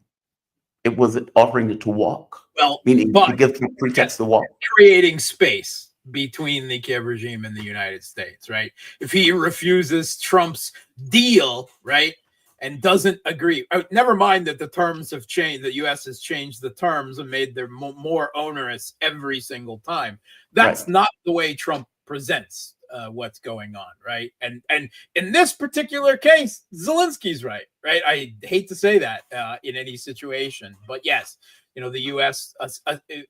It was attempting to economically turn, Kiev regime controlled Ukraine into a U.S. economic colony, right? I mean that's what the deal was, and Zelensky, yes, he's not saying no deal, he's just still negotiating for better terms, just like Russia is saying, oh yeah, we're still interested in a ceasefire, we just still have a few concerns, a few questions about how this would work, right? Russia's not interested in a ceasefire in the slightest, in any way, shape, or form, right? They know that the Kiev regime isn't reliable, they know that Europe has no intention of peace, and they know that the Trump administration is not reliable either. They just pulled out of a ceasefire, they just fully equipped Israel with 2,000-pound bombs and everything else. And then give them the green light to break the ceasefire that Trump brokered down there. So why would Russia trust Trump, right? They may even say they trust Trump, but they don't trust Trump, right? I mean, let's be honest about that. Russia, is going to continue to play the process, and they hope in this two tracks, right? Improve bilateral relations with the U.S. and a Ukraine peace settlement, right? Which they don't believe is possible on terms that they would accept, right? The U.S. wants a settlement, but on terms that the U.S. would accept, right? And those are still two very far apart, because while Trump has nothing but contempt for Zelensky and doesn't care much for Ukraine, and he has nothing but hatred and contempt for most of the EU political leaders and elite, he's still the US president, right? And most of his cabinet are neocons, right? That has to be remembered all the time. And Politico put out at the end of last week that his own people were telling to Trump, don't you dare talk to Putin in a phone call again until he agrees to a complete ceasefire, right? Yep. I mean, so obviously there's division within the Trump administration. They don't have a plan. They're still in the phase of coming or refusing to accept the actual position on the battlefield, right? I mean, obviously they have recognized more of it than the Biden administration did, but they're still not at the point where they could admit that they lost this war, right? That they were effectively directly involved in against Russia in Ukraine. There's Trump as the US president is trying to not lose this war such that the US is seen as losing it. And trying to preserve some type of U.S. proxy. I'm sure he would like Zelensky gone and replaced with someone else, but he doesn't want Kiev to come under Russian control. And Russia would prefer not to have to take Kiev and Western Ukraine under Russian control. But ultimately, I think they're coming. They have come to or are coming to the realization that there's not going to be any peace with Europe. Ultimately, in the long term, there's not going to be any peace with the United States, whether that's with Trump or whoever replaces him in a few years.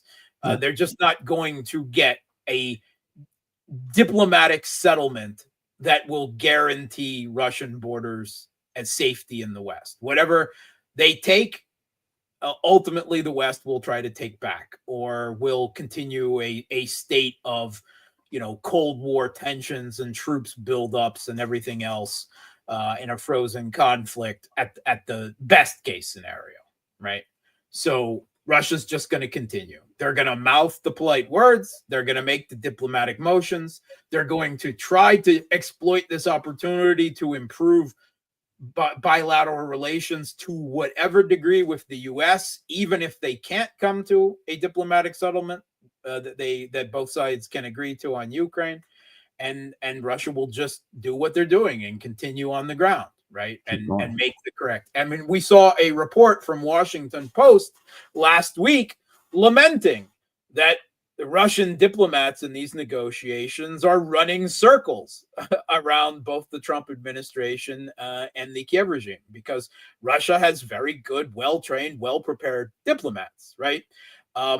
If you take a look even at the matchup, right, which it was intended to be equivalent, Mark Rubio, Secretary of State, and Sergei Lavrov.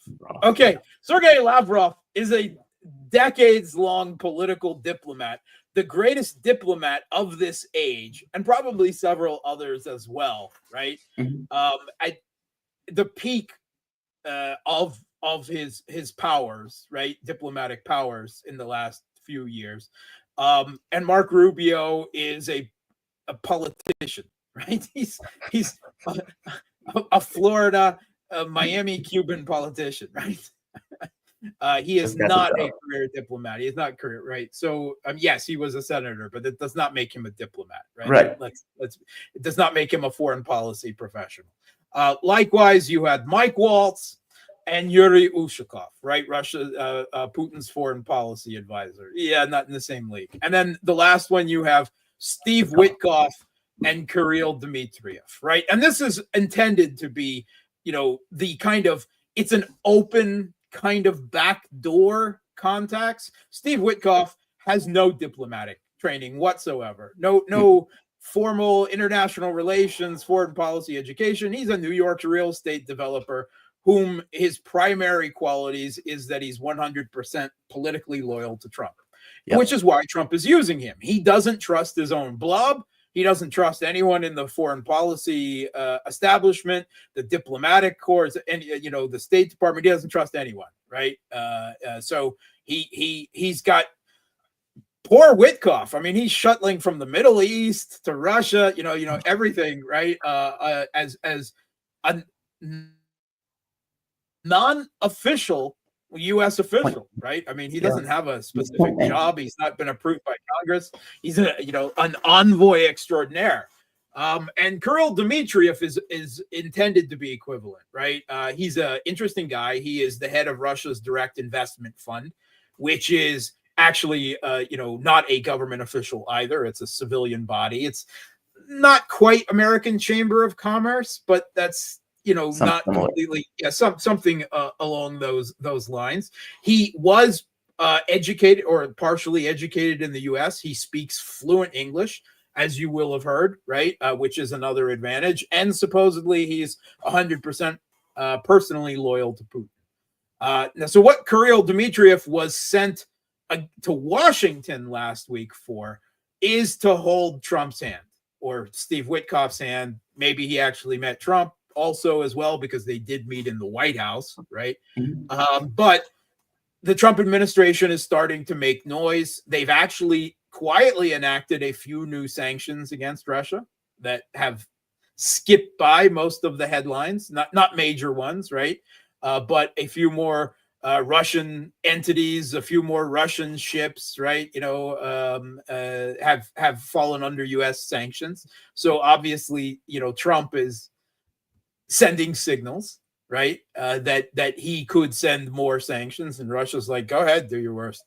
And that was perfectly evident in Kirill Dmitriev's speaking to the Western media afterwards. I believe it was Fox News. And when asked about the sanctions and would Russia, make concessions and agree to a ceasefire for sanctions, Kirill Dmitriev was perfectly honest. We've said it many times. It's not a priority for Russia to remove the sanctions. In fact, we're kind of okay with them, right? A lot of Russians have made a lot of money, right? Because they've stepped into the market niches. They've recovered domestic industries without the U.S. and Western competition. And there will be plenty of people in Russia, plenty of businessmen, plenty of industries that saying, no, don't get these sanctions removed. Keep them for a while. Keep them forever, right? And he was perfectly fine about that. The Russian economy grew 4% last year. That's faster than the US. It's faster than the EU, despite this existential economic war of sanctions, which not to say is that the economy is 100% perfect. Yeah, inflation has been a bit too high. They're starting to get that under control. They're actually trying to slow the economy down, right? The Russian economy down, make sure it doesn't overheat. It's not 100% perfect, but considering what it has been inflicted with the entirety of the U.S. built neoliberal financial architecture, which, by the way, Trump is now abandoning 100%. Screw it. We're done with globalism. So Russia is of course this will have an effect on Russia, right? Because as the global recession hits, right, as a result of things that were already in motion and accelerated by this, the price of oil and gas will go down and the Russian economy will suffer. But there's very little direct trade between Russia and the United States. Things like uranium and other things. Proportionally, it's not huge. So, Russia is sitting pretty to endure what is going to be economically devastating to Canada, Mexico, Europe, right? South Korea, Japan, these U.S. allies who I believe even Israel was assigned. Yes, they are. Degree. Yeah. 17%. So, and I have to agree that the only reason Russia and Belarus and these other countries, North Korea, aren't sanctioned is because they're already so sanctioned that it's pointless. Right. Is it after 18,000 sanctions? It's kind of pointless to throw some tariffs on top of that. It's like we're gonna add 10% tariffs on top of the 18,000 sanctions. Okay, sure. Like whatever, man. Yeah. So that's Kirill was sent to pat Trump's hand, right, and say it's okay, we're still talking, blah blah blah. But notice he's talking about improving relations with the U.S. He's not talking about peace settlement in Ukraine. Russia would like these seen as two different tracks that only have a limited degree of overlap between them. And if this doesn't work out, we can still, if not be friends, be less enemies than we were, right? That's where Russia is. That is so interesting. God, man, I have two questions, but I have to. Okay, I'll go to just one. Yeah. Iran. I am super interested in your take on the issue of Iran. So Donald Trump is effectively threatening Iran with attacks. Negotiate with me or else is effectively what he's saying, and doubling down on we will attack you, even building up a huge amount of military force in that region, in the region of the Middle East, in order to, I guess, either threaten or to carry out some kind of attacks on Iran. Iran is effectively saying, look, we're not negotiating with you under threat. We may negotiate with you as a third party. We don't trust you. And if you attack us, all hell will break loose. Yeah. Russia's come out and said this will be a catastrophe if indeed Donald Trump goes through with this. Russia has a strategic partnership with Iran that includes military assistance. No, it is not Russia getting involved, but it does include some level of military assistance. Yeah. There are some people, some analysts, I'm not going to name names, that are going with I already know what you're talking about. Right. Okay. I spent the first 15 minutes of the show trashing that person over this. I don't do that, not on air. So no, fair enough. Like I said, I'm not going to name names. But they are arguing that that the US is going to have an unprovoked nuclear war with a non-nuclear country on behalf of Israel, and that this unprovoked nuclear attack is going to decimate Iran to such a degree that they have no capacity to respond. And even if they do respond, it would be existential for a country of 90 million people. But the US will be okay. We'll muddle through, even though the world economy and everything else will be effectively toast. Are you this radically confident that the US is going to be able to launch, for one, launch a nuclear war without any political consequences associated with doing so? But that Iran would lose the capability of response. I'm very skeptical of military people who say stuff like this. Give me your thoughts on this. Yeah, I'm not going to say that that's impossible. Anything is possible when with Trump is concerned, right? We should all, not do that. Not make any 100% assumptions, towards Trump's sanity or logic or he's anything having a else, trade war with the world, right? So yeah, all bets are off. Yeah, So, first of all, Iran has absolutely no reason to negotiate with the U.S., right? Or with Trump in particular, right? The Ayatollah has spoken about this. Pezeshkian, who was intended to be a reformist president, naively hoping to restore, improve relations with the West. Why? How's that worked out for you? But they've both said at this point that diplomacy, negotiations with the U.S. are pointless, right? Yeah. That Iran had a nuclear deal with the United States, worked out over years with Russia and other countries' involvement, and Trump ripped it up for no other real apparent reason other than it was Obama's, signature foreign policy legacy, and so he did, right? I mean, let's be honest.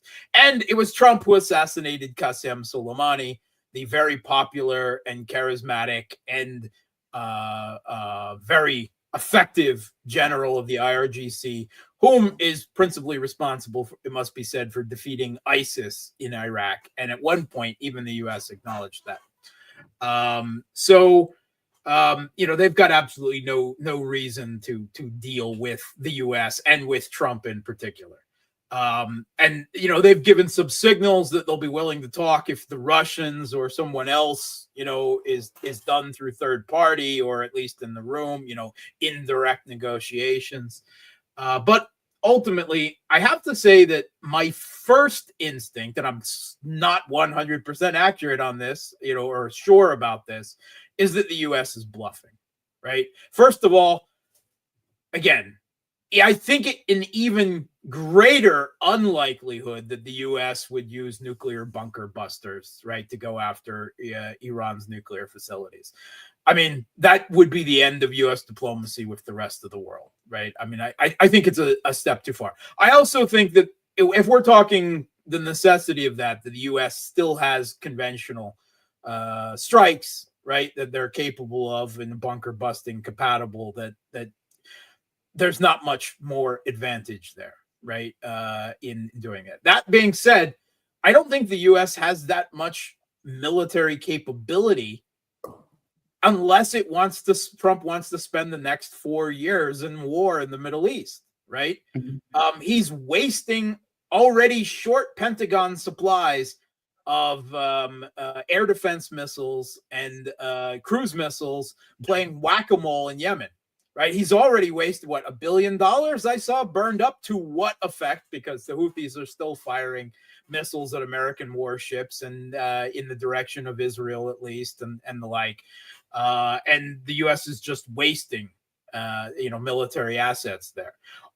We're not talking an invasion of Iran. Okay, we're talking air and missile and drone strikes, right? But Iran is perfectly capable, as they've proven, of very, very significant missile and drone strikes back on U.S. military bases throughout the region, right? On Israel. You want to strike Israel? You want to strike our nuclear facilities? We can hit your nuclear power plants in Israel. How are you going to like that, right? I mean, that's Russia, Iran has strike back capability, and that's not going to go away overnight in one strike by the United States, right? I can't foresee. I simply think talk of nuclear. I could be wrong. Again, Trump. I'm going to caveat, because it's important when dealing with Trump. But I think that this is largely bluster, and that Trump is trying. He does not want a war with Iran. He does not want to get bogged down in that. Let's be clear. Iran will shut off the Persian Gulf. Everyone knows that, right? They will mine it. They will hit every ship there, right? They will trash the global oil supply, right? Not that the U.S. is that reliant on that. I mean, they'll take a hit, but it will stop the global economy, which will ultimately, of course, have huge effects. Now, it won't affect Russia's economy directly, again, that much, because Russia is the other major oil exporter to the world, other than Saudi Arabia there. And you can be sure that Saudi Arabia doesn't want a war there, right? You can be sure that Turkey doesn't want any part of this war. So that's going to limit the capabilities for aircraft deployment. That's why they're crowding aircraft on Diego Garcia. Well, they're not going to conduct a war on Iran using just Diego Garcia and a couple of U.S. Aircraft carriers, right? It's not that's not enough. So I think that Trump is bluffing. That would be my first instinct of what's going on here. If he's not, then the U.S. will effectively, ultimately, get bogged down in a war in the Middle East. Ukraine will be done. Russian victory on their terms will be absolutely guaranteed, beyond a shadow of doubt. And China will gain another decade of time to prepare. So, in geostrategic terms, engaging with Iran in a fight that is still unlikely to bring down the Iranian government like, the U.S. would want, then ultimately that would be a geostrategic mistake of very large proportions for the United States. Hopefully someone in the Trump administration can see and knows that. I certainly think Tulsi Gabbard would, and among others. But my first instinct, again, could be wrong, is that this is mostly bluff and is intended to get some type of diplomatic process involved. But once again, for that, Trump needs Russia, right? If you're going to talk to Iran and Iran is going to take it seriously, Iran is probably not going to accept anyone else as that third party, but someone who has the power and leverage against the United States and who happens to be a new improved strategic partnership of Iran, like Russia. And Russia, behind this is not being said out loud, but there's always Russia's leverage here, right? Well, if you keep supplying weapons to Ukraine, we could supply more air defense weapons and electronic warfare to Iran. How you like them apples, right? Or even to the Houthis. But haven't they already been doing that? I mean, I would think when I was having a conversation with Rondi was pointing out we need time to prepare. Yes. And he said this months ago, Yeah. and effectively working with the Russians. Have they already been supplying? I mean, they Yeah, have a I'm sure they security- have, but there's Yeah. a question of degrees and speed, right? And amount of satellite intelligence and other things that Russia can supply, right?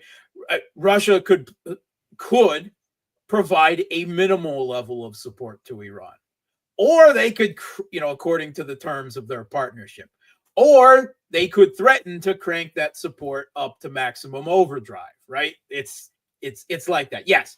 But Russia almost certainly is going about what will be a slow, multi-year process of building up Iranian air defense and electronic warfare capabilities, right? But months is, they can only achieve so much in that time. But again, Russia can offer all sorts of things to Iran in the event of an actual, U.S.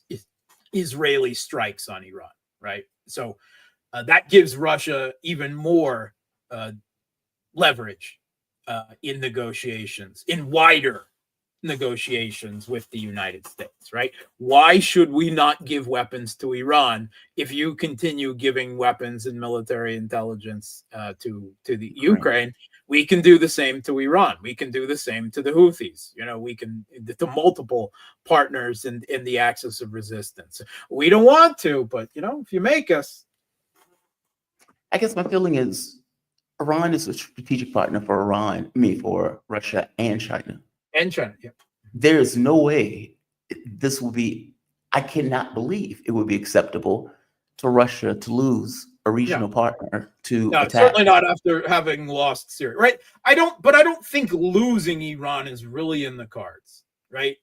I mean, the only real possibility of removing the Iranian government is during strikes, then to activate every hidden cell and network and saboteur and assassin and separatist movement, the Baluchis, the Mujahideen, Kalk, everything in an attempt to internally destabilize the regime while it's being attacked from without. And even then, it's very questionable. So I think Russia and China, if they see that there are serious attacks on Iran, meaning more than just air and missile and aircraft strikes, if there's an attempt at military at political destabilization of Iran, then I believe that Russia and China will do everything short of direct intervention to make sure that the Iranian government survives. What does that mean? Everything short of military intervention. Lots of military supplies, right? Buying up everything Iran needs in terms of oil and gas and whatever else to keep their economy running. Right, all the intelligence, satellite, other types of intelligence that you can ask for. Right, what is the U.S. providing for Ukraine? And I see. That is what Russia and China could provide for Iran. I mean, keep in mind, according to the New York Times, the U.S. was effectively fighting the war. I mean, they were providing intelligence. They were pointing out sites where they needed to hit. I mean, they were literally effectively running the war operation short of providing manpower. And remember, Russia has also been providing Iran with a number of its, top 5th gen aircraft as well in recent months, right? As part of previous deals, that have been made, right? And this has been, published in the West and everything. So Russia's already providing significant military assistance, but again, it can always be ramped up, right? And often the intelligence, right? The satellite data, the Russia's GLONASS system, equivalent to GPS, right?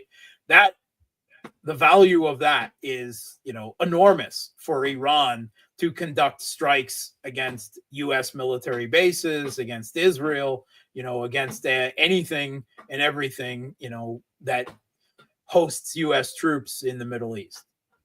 One last question. If the U.S. does go through with strikes, does Iran take the gloves off? Like, meaning, do they say, okay, we have no longer any F's to give? We tried to be restrained. We were restrained in attacking Israel after we were attacked. Screw it. In which case they go all out. Those I 50,000. don't think they go out. It depends on the scale of the U.S. strikes, right? Okay. They're not going. Yeah, everything will be proportional, right? If Iran gets the idea that this is intended existential to damage and then eternally destabilize the Iranian government, i.e., the only real regime change option that's available, yeah, then they'll go all out. They'll mine the Persian Gulf. They'll do a whole number of other things, right? They'll rain missiles down on every U.S. military base. They'll activate Kataib Hezbollah and the Houthis and everyone else under the sun. But everything they're not suicidal, right? If the U.S. launches a few cruise missiles, they're not going to go all the Iranian equivalent of a nuclear operation in response, right? I would venture to say that the Iranian government is a more pragmatic and rational actor than the U.S. government is. Yes. Yeah. Okay. I mean, somebody pointed out where the U.S. is the U.S. and Iran is Iran, and the U.S. gets to dictate outcomes, and the U.S. is dictating an outcome in this situation. And as I pointed out, okay, that means there's no such thing as sovereignty for any country around the globe. And not just no such thing as sovereignty, that you could want anything. We want Iran to give up the ballistic missiles. We want Iran to stop doing whatever. We want to, like, that mindset seems outlandish to me, especially in the context of what will happen to the rest of the world and the effect it will have on the United States. It just seems crazy. That is the type of hubris that the U.S. has adopted for the last 3 years with regards to the conflict in Ukraine, and see where that's gotten. Agreed. Mark, I always appreciate you, man. Thank you for this. I really do. Mark Sleboda is an international relations security analyst. Mark, where can people find you? You can find me on Elon Musk's Twitter X at Mark Sleboda1. And you can also find me on both Substack and Telegram at The Real Politique with Mark Sleboda. Check him out. He's fantastic. His analysis, top of the line. Thank you, Mark. I really appreciate it, man. You be safe. Thanks for having me. Always. All right. I see my next guest. He's getting ready. He is here. Ted Rall, political analyst, cartoonist, syndicated columnist, and host of TMI, Too Much Information, with the beautiful, the awesome Manila Chan. How you doing, Ted? You doing okay, man? Yeah, I'm like a little bit worried about the markets. How about you? I don't have any money in the markets. So fair enough. But I look, $10 trillion evaporates out of thin air. The president that caused it, that did not campaign on this, by the way, doesn't seem to care at all. Tell people to hang tough. It's like, what do you mean hang tough? You're rich. Elon Musk is rich. All of the people you associate with are rich. His tough The is people- baked in. Yeah. I mean, That it's gave him insane. the tough. Well, the markets across the world have effectively crashed. Japan's market, they had to close it or stop it, freeze it, because they had dropped like 8%. The US markets have lost like $10 trillion. They are going to close, meaning they're going to open tanking once again as a direct result of it. And the Trump administration doesn't care. I've never seen anything like this. You know, I used to work on Wall Street. I don't know if you know. I know that. you did, And, which is part of the Bear reason why I'm so Stearns, happy one to of the talk to you companies, today. one of the companies that evaporated in the 2008, 2009 subprime mortgage meltdown. I was long gone by then, but I was there in the late 80s. I was there for the 1987 stock market crash, and I will just say that, like, I've never seen anything like this. First of all, I've never seen a prolonged multi-day crash. That's, you know, these are usually single-day events, and you can have jitters, you can have aftershocks, but you know, this is a prolonged systemic free fall. We haven't found the floor. And then the other thing is, I've never seen basically a single person like single-handedly destroy global markets like this with a policy decision. I mean, you know, if you look at the causes of the 1929 crash, 1987, and other downturns, they've all had systemic causes that were, people certainly were warned about and they were aware that they were coming. But, this is an unforced error. This is something that, this isn't like, banks be lending too much money to people who can't afford it. And then there's a real estate bubble and you saw it blowing up for years and then it pops. And, okay, we understand that. That's what happened in 07, 08. But like, what is this? I mean, this is totally just like, I have to think that if Trump has anyone around him who is capable of independent thought, they're yelling at him right now. They're like, what the fuck is going on? You've got to stop it. This is, rich people are pissed and they run the country, not you. So these are yes men. Those people are fired. Those people don't work for Trump. Yeah, so that's a yes problem. Men. That's a major Yes, problem. man. There's no one in the room who can just tell him like, you're fucking up. And the thing is, it's even if you accept the idea that he was a good business person, I don't think he's as good as he says. I don't think he's as bad as his detractors say. But he was never a Wall Street guy. He was a real estate guy. Real estate in this city in New York those are two entirely different worlds. The only intersection is where banks lend money to real estate companies. That's it. But he was never part of that world, except as a borrower. He doesn't understand securities markets. He doesn't understand equities. Doesn't understand bonds. There's no sign of him understanding this. I mean, you could look. This could all go away. It's entirely possible, right? Like 50 out of 6. The White House has 50 out of 60 tariff countries are asking for negotiations. I guess the Penguin Island hasn't reached out yet, but everyone else has. So it could just be like, okay, so it's the madman theory, Richard Nixon. They all think he's crazy. They all negotiate. The tariffs go away. The market goes back up. 2 weeks from now, we forget about this whole thing. Maybe. But it doesn't feel like that because it feels like there were a lot of fundamentals that were already, in a bubble. There was a real estate bubble combined with a frozen real estate market. The Fed increased interest rates too quickly, too high, like I said last year. So there's just like too many other things. Basically, I don't think he can put Humpty Dumpty back together again, even if he tries. And he is doing a massive tax cut simultaneously while this is taking place. And to make this even more ludicrous, listen to this. I don't know if you've seen this clip. This is what he's saying now about Europe and the tariffs. Take their cars, Mercedes, Volkswagen, BMW. We take their millions of cars. They take no cars. They don't take our farm product. They don't take anything. Europe treated us very badly. We put a big tariff on Europe. They want to sit at the table. They want to talk. But there's no talk unless they pay us a lot of money on a yearly basis. Number one for present, but also for past. Because they've taken a lot of our wealth away, and we're not going to allow it to. Trump is effectively saying Europe needs to pay reparations to America because Europe has been taking advantage of America for so many years, and that there's no talks about negotiations about the tariffs until Europe decides to give us money each year. Like, this is outrageous. My point of view was they should have told Trump to fuck off. All of those countries together should have said, fuck off. We don't need you. Fuck off. I don't care about the damage. I don't care about the impact. Fuck off. Because if you don't tell him fuck off, he says shit like that. Like, right. It's give me more. Give me more. Hey, it's the only way to respond to a bully. And that's what it is. And I mean, it's like the law firms. It's like the Ivy League universities. It's the only proper answer is eat shit and die. Yes. Right?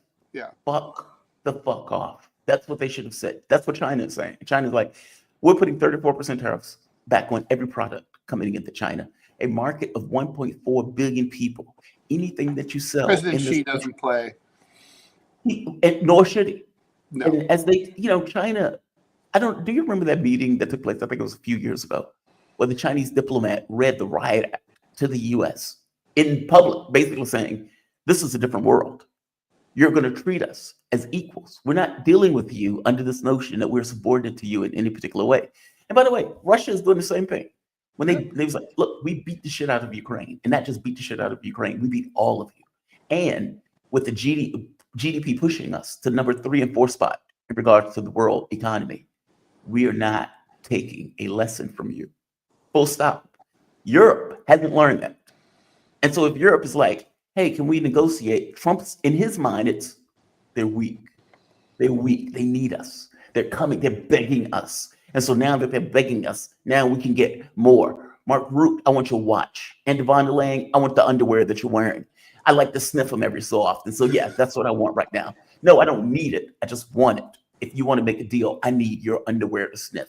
Like it always ups the ante because he feels like these people are weak. They're coming to us, begging us for a deal. And so they're weak. China's like, this is the Hitlerian comparison. It's the style, right?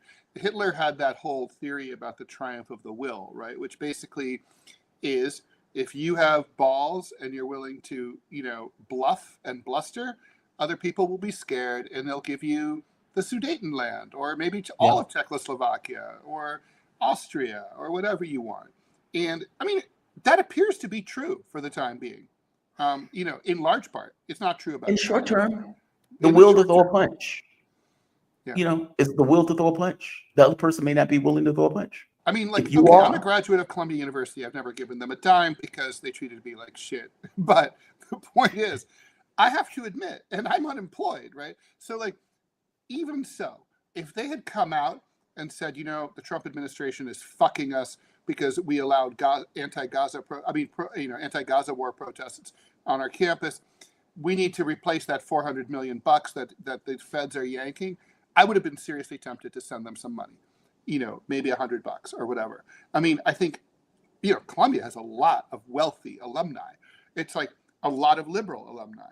It's like they would have made up the $400 million and then some, no problem. It's like take a stand, but they rolled, right? And I think they rolled because the Trumpies and the Zionists were pushing on an open door. There's a lot of very Zionist, very right-wing members of the trustees and among the donor class at Columbia. And they're running the show. So, that was easy, which is why they gave away, the store without even all that Columbia got in exchange for changing, selling out their Middle East studies department and all that is a seat at the table. Trump hasn't given them anything at all. No concessions. It's not like, oh, you're getting your contracts back. They're just literally like, oh, well, now we'll talk to you. So that's absurd. I mean, and it is a triumph of the will issue. And I was, I wanted to ask you a question, Jamal. What did you think about Saturday's hands-off protests? There's a lot of division on the left about that. Yeah, I was going to bring that up. I actually have the clips of the scale of these protests. Some of these protests are like, these were astonishingly huge all throughout the country. So right here, Boston, New York, Chicago, San Diego, San Francisco, Portland, Idaho. One person pointed out that they've never seen crowds this big. Here's another one. This is in Minnesota. Wow. Like, the crowds are astonishing. I mean, there's the State House. But all of these are people. All of these are people. Now, some Russian media, which I think they're full of it, is trying to say, this looks like a color revolution. Shut up. Shut up. Look, I get, right? No. I get that Trump is willing to make a deal with you or trying to make a deal with you. Shut up. This is not a color revolution. No. You have destroyed Social Security, Medicare, Medicaid. You fired workers left and right from all of these organizations. You've instituted a trade war that we are going to have to pay those tariffs. The rich are going to get a tax cut with the justification that look at all this money that we got from the tariffs that we are going to have to end up paying. People are losing their jobs and being laid off as a direct result of the trade war. Don't give me this nonsense that this is out the blue for no reason. They're doing God's work. That's what I meant. Well, I mean, so I think what's interesting, right? I mean, I'm really of two minds about this. First of all, it's always good news when Americans get off their ass, off the sofa, out of brunch, and go out into the streets and carry signs and yell shit. That's always good. That's always good news. Except in Charlottesville, then maybe they need to not do that. But like overall, so but that said, this is definitely sheep herding. These protests were organized by MoveOn.org. Agree. I always like to Agree. remind people is a Democratic Party front organization, and people forget what MoveOn is named after. It was during the Clinton impeachment. It was urging people to move past the impeachment of Bill Clinton. So it's a Democratic group, right? That's what it is. And there are a couple other allied groups. And so because of that, they had some really curious, stuff like hands off this, hands off that, like all liberal causes where there's zillions of causes, so you can never really figure out what it's really about. And then also hands off NATO, inexplicably. Hands off Ukraine. That was another one. That was another one. So that's unfortunate. Certainly, NATO and Ukraine they're not left-wing causes, okay? They're just not. But they weren't left-wing protests. The problem is that a lot of people who were left-wingers would have been left-wingers, and they were fooled, and they were conned into this. And, as usual, something that always bugs me is it's the Saturday protest when you go and disrupt absolutely no one and nothing because it's super convenient. Now, yeah, most people have Saturday off, fine. But it's not like disruptive, like in a city like Washington or New York you should stop things. I mean, if you're going to be a little bit dangerous, but that's not what this is. And of course, apparently pro-Gaza forces were few and far between at these protests. They existed, but there were not very many of them. So, it's that whole thing like, well, we have to do something. Well, yeah, but you have to do something. You have to do the right thing. And, I think you could argue this is not the right thing. Because I agree. I do agree with everything that you said, with one caveat. I've said before that what I don't want to happen is for Democrats to represent nothing, stand for nothing, have no substance, have no 3 a.m. between them and their God talk where they realize, oh my God, we're getting this wrong. We're going to be a permanent minority party. And if Trump F's it up epically, that's what's going to happen. that's right. That Trump can fuck it up to such a degree where Democrats can just stand there and point and say, hey, it's bad that he's taking down Social Security. It's bad that he's attacking Medicare. It's bad that he's having a trade war. You should come back to us. Yeah, they just jujitsu. They don't do anything. They just stand out of the way. And let Trump self-immolate. And that's what I think these protests are on some level. At the same token, totally. Those things are bad.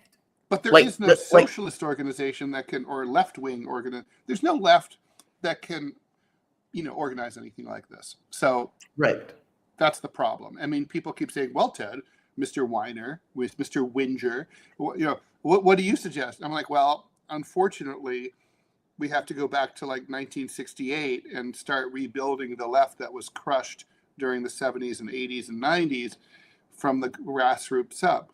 Yeah, but we need to do something now. You can't, is the problem, because you allowed the left to. Yeah, but we need to. No. And so, it's kind of like, I hate to say it, it's just, I'm interested in systemic solutions. And, going back to the Democratic Party is not a systemic solution. Agreed. It's back to brunch. Agreed.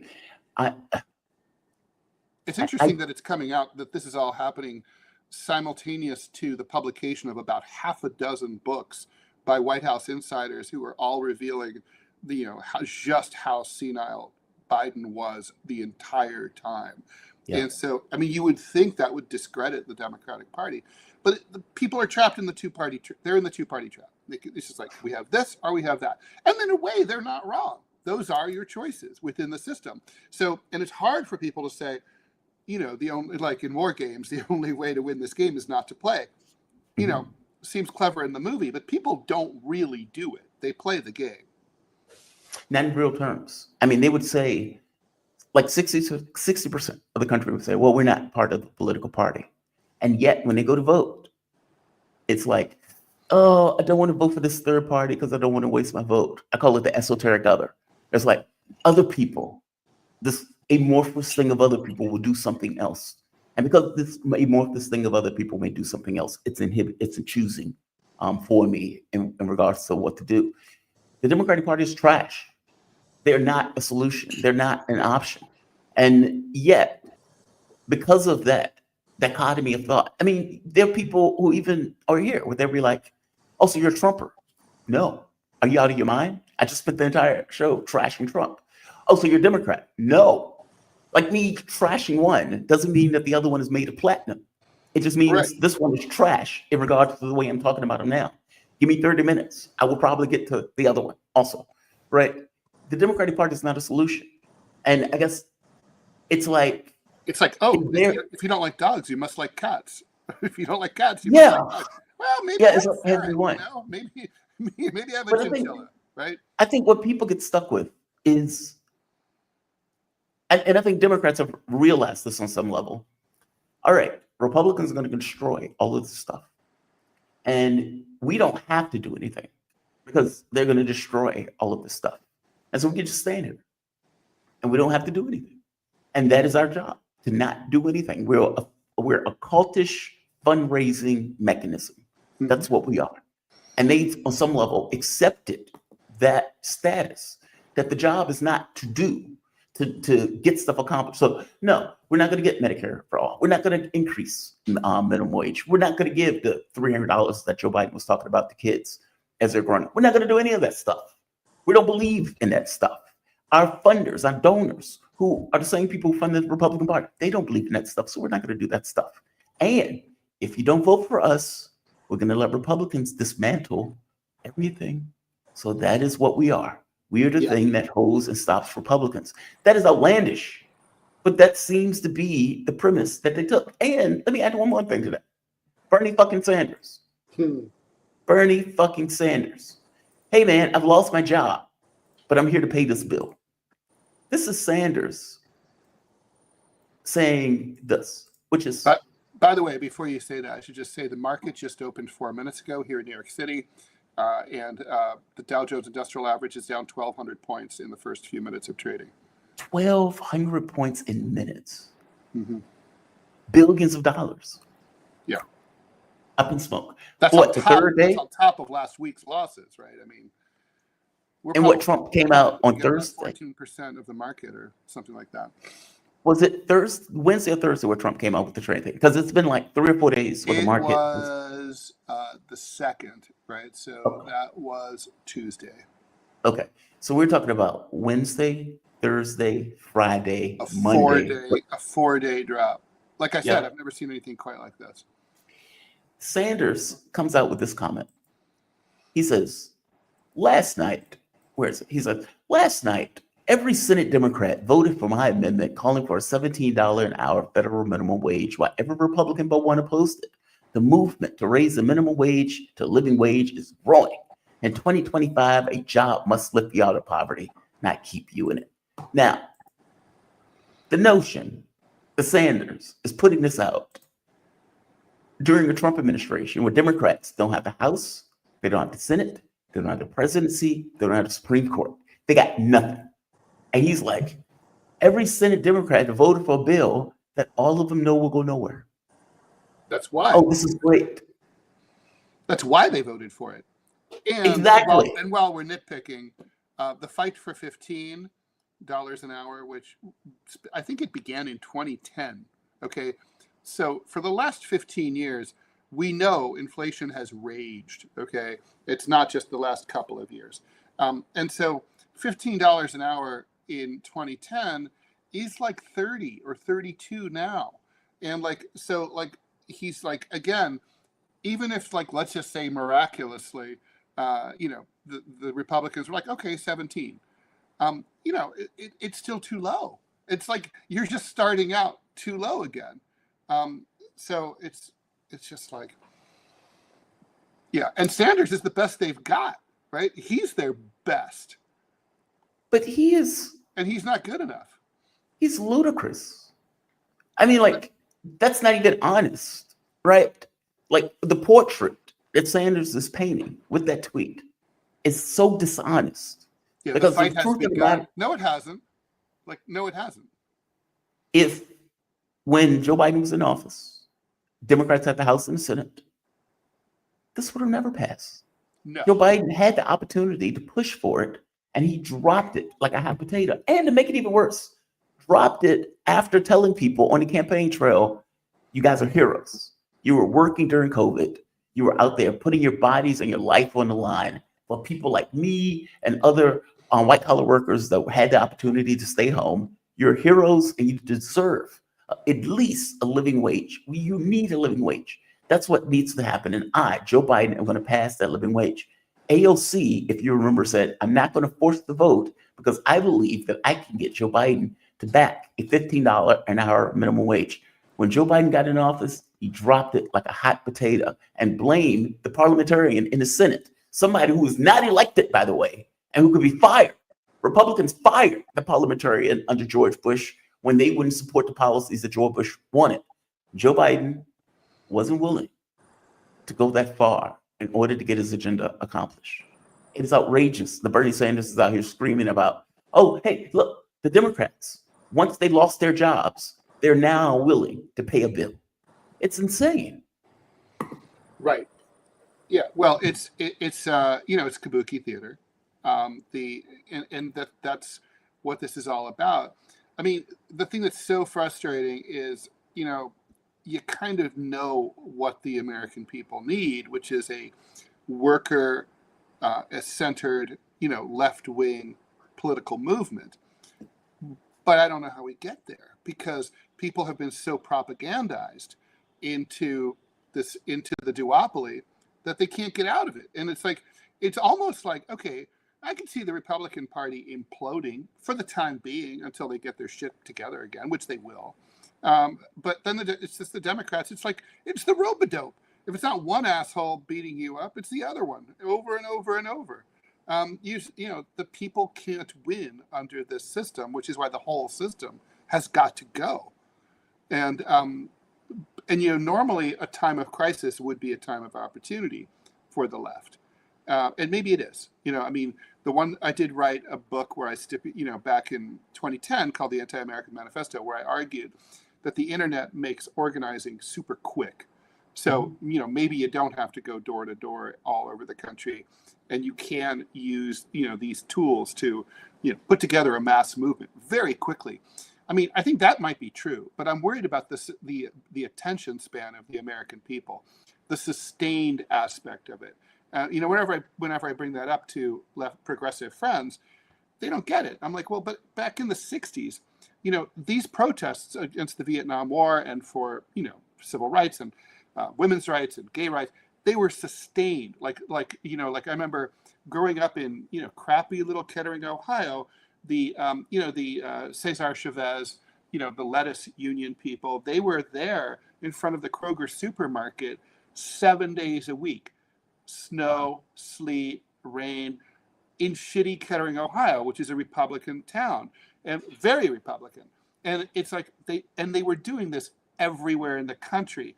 That's a sustained movement. It's like, for years they fought day after day after day, arrest, discouragement, no progress.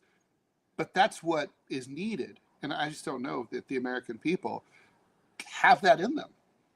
They may not deserve a real democracy.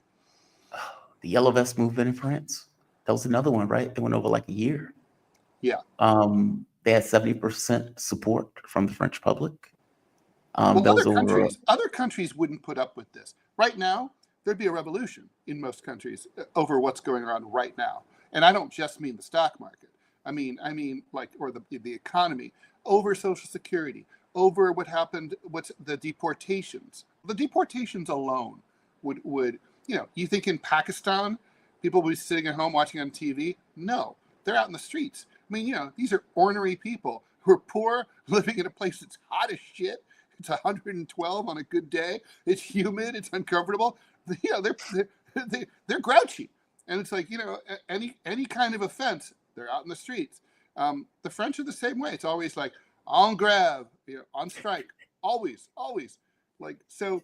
And when and the thing is, they have solidarity in France, right? Like, if the postal workers go on strike, so do the train conductors and the teachers and the civil servants and the professors. Everybody goes. It's like the small shop owners, they board up their store, they go out and protest. Like, that's how it is. That's how it should, and we don't have that here. Why don't we have that here? Is it just we've become very comfortable? Is it the propaganda that we're the greatest shiny Well, the French beacon are city on the comfortable. hill? And the French think they have the best country in the world, and they have the best food. I mean, They do not. Well, Their food is good. they have an argument for it. But I'm Let's sorry. put it that way. I'm sorry. They- Their food is good though. Their food is good. But the point is that like they definitely I think that like in France they've learned that they don't trust government, that basically that even if you install a revolutionary government, that's part of their culture, that government has to be watched all the time because they're going to fuck you and get corrupted.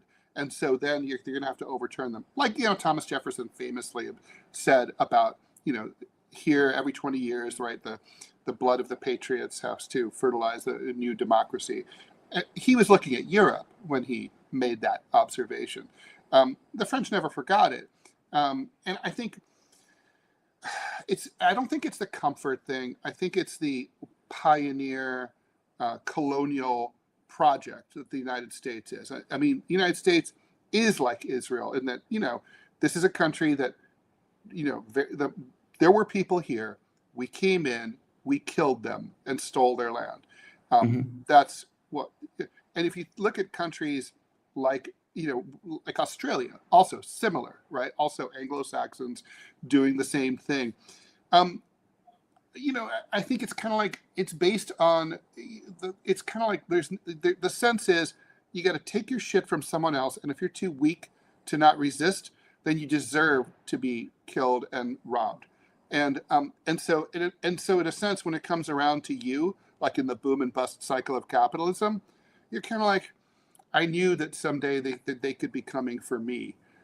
I really think that's it. I mean, it's psychological. It's not like, it's part of our political culture that we have been told not to expect anything from the government. We are not a country, we keep hearing like, oh, like people don't like the term entitlement programs. Oh, well, what are you entitled to? Well, it's called an entitlement program because actually you're entitled to it because you paid into it, right? And so, but it brings up the bigger idea. What are we entitled to? Americans would say you're not entitled to anything. It's like, I would argue, no, you are. You, just for being alive, you're entitled to food, shelter, education, housing, transportation. The basic necessities of life, I think we should all be able to agree you're entitled to just for being a human being who is breathing in this country. And but people have been told, oh, you're not entitled to anything. People are even, it's just, I mean, I think if they took away Social Security, most people would be like, ah, shit, I knew they would do this someday. And they wouldn't rebel.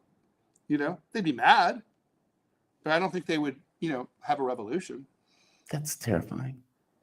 Because God, man, that level of propaganda is astonishing. Because truth be told, what is the point of a government if it's not to ensure that a society is safe from external forces, right? But also to provide for the people within the context of the country. Meaning, yeah, you want to create an area or a situation where people can provide for themselves. And truth be told, a government can decide to do and provide anything. A government can say, hey, we want to make sure we have an energy system. Okay, well, we're going to provide to make sure that that's there. We're going to put investment and so forth. We want to make sure that people aren't living on the street. Okay, so we're going to have a Social Security for when people get older. And I would even say it is moral. Like if you work and invest and put money into this country for the entirety of your life, and then when you get 60, 65, and you get old, and your ability to do that goes away, are you telling me that the country that you've invested all of that money, your blood and treasure into, shouldn't have some faculty to say, we're going to take care of you. We're going to give you the basics. By the way, we ran this experiment, right? That was the entire point that Social Security was enacted, because you had all of these seniors that were dirt poor, living on the street because they couldn't afford anything. Like, this country, man, it's like if they look at other countries and the things that they provide, healthcare, education, etc., and then you come to the US and they're bewildered on, wait a minute, why don't you provide those things? Even the minimum wage. I remember I was in a casino in Africa, I think Kenya, and I was this Danish guy wanted to talk to me. And we ended up having this long conversation. And he says, I'm a capitalist. He said, Denmark is a capitalist country. He says, but we pay our workers very well. So if somebody works at McDonald's, they may make $19 an hour based on, how much this euro versus the dollar in the United States. He said, we do that because we want our workers to be happy. We want them to enjoy their jobs and to make better workers when we do it. I don't understand how you do that and treat your workers that way. And he was even talking about healthcare. I don't understand how you don't provide that to your public. And I'm sitting there like, dude, I can't answer the question. You're right. I can't answer the question. And it is a better model, right? I mean, like even individual capitalists here in the United States, the guy who owned, I forget who founded Costco or Sam's Club, he was famous for saying that, he found that it's actually more cost efficient to pay workers better because you have more retention, you don't have as many training costs, you don't have as much shrinkage or theft. And I think personally about myself, when I had shitty jobs that paid very poorly, I stole as much as I could from there. I mean, I did. It's like I just did. When there was cash in the petty cash, that shit was mine. And it's like, oh, if they'd ever caught me, which they never did, I wouldn't have cared. It's like I would have been like, so what? I can get another shitty job. It's replaceable, no problem. Yeah. In fact, one of the things I learned was my boss found out I was stealing, and she was like, you got to cut me in. Because she wasn't happy with how much she was earning. So really? She joined me in the grift, and we made more. I was making more stealing than I made from my salary. Now, the thing is, that's totally like then, ultimately, 2 jobs, 3 jobs later, I got a job that paid a little better, and I was worried about losing that job. I liked that job. I didn't want to lose it. They treated me well. So I remember one time coming home, and I'd accidentally put a pen in my pocket from work. I brought it back the next day. Now that's the difference, right? I mean, it's like, you're vested. So I totally, your Danish friend, he's right. It's like, it's better business to do things that way. We don't, we're not really, this is more about power than it is about money. They're more interested in domination and dominionism than they are in actually becoming richer. Wow. I mean, oh God, that's such a good point. I mean, if you think back when taxes under Kennedy were like, what, 70-some%? I think after we were like 90%.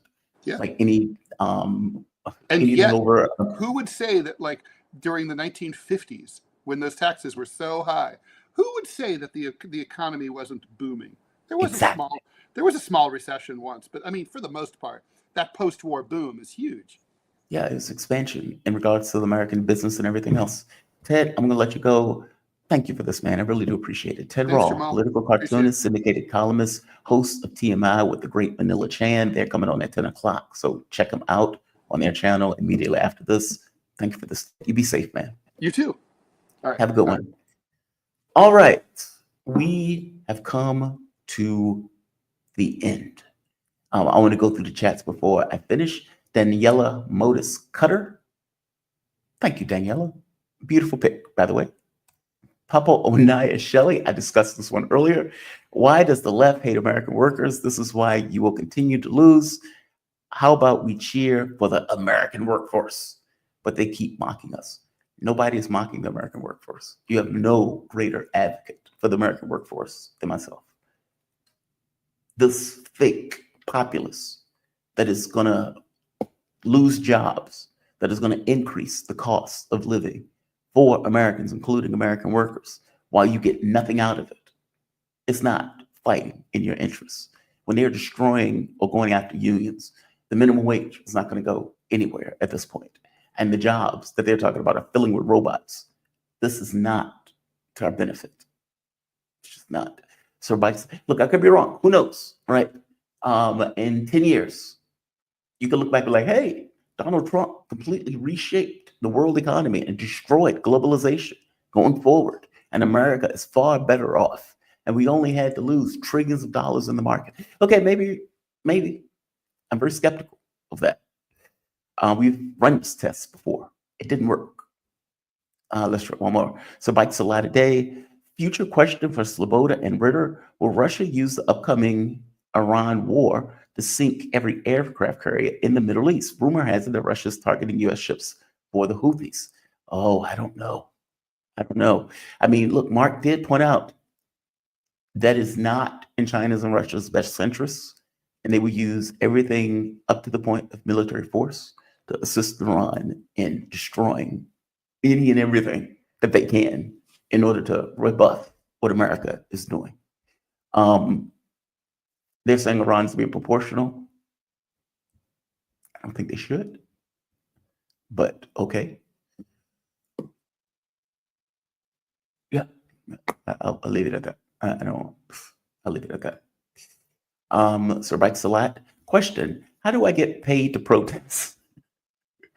According to Republicans, my girlfriend and I are paid protesters, so how do I get paid to protest Trump? That's a good question. Now, I would imagine that there are some groups that may be trying to bust people to locations.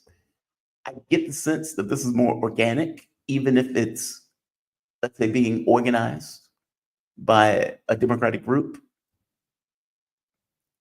But look, man, if they're destroying Social Security and your mama's on Social Security, will you go and protest? It's that, right? If they are destroying Medicaid and Medicare, and a billionaire who has all the money in the world is effectively attacking the weakest and the poorest in this country, do you go and protest? Even if it's a Democratic cause? Yeah, you may. And so I'm not shocked that this many people are going out considering Trump is a bull in a china shop who's got nothing accomplished. And no, I don't consider deporting people who are supposed to be here with a green card as a success. I don't consider sending people, Venezuelans, to El Salvador when those people are supposed to be in the United States legally a success.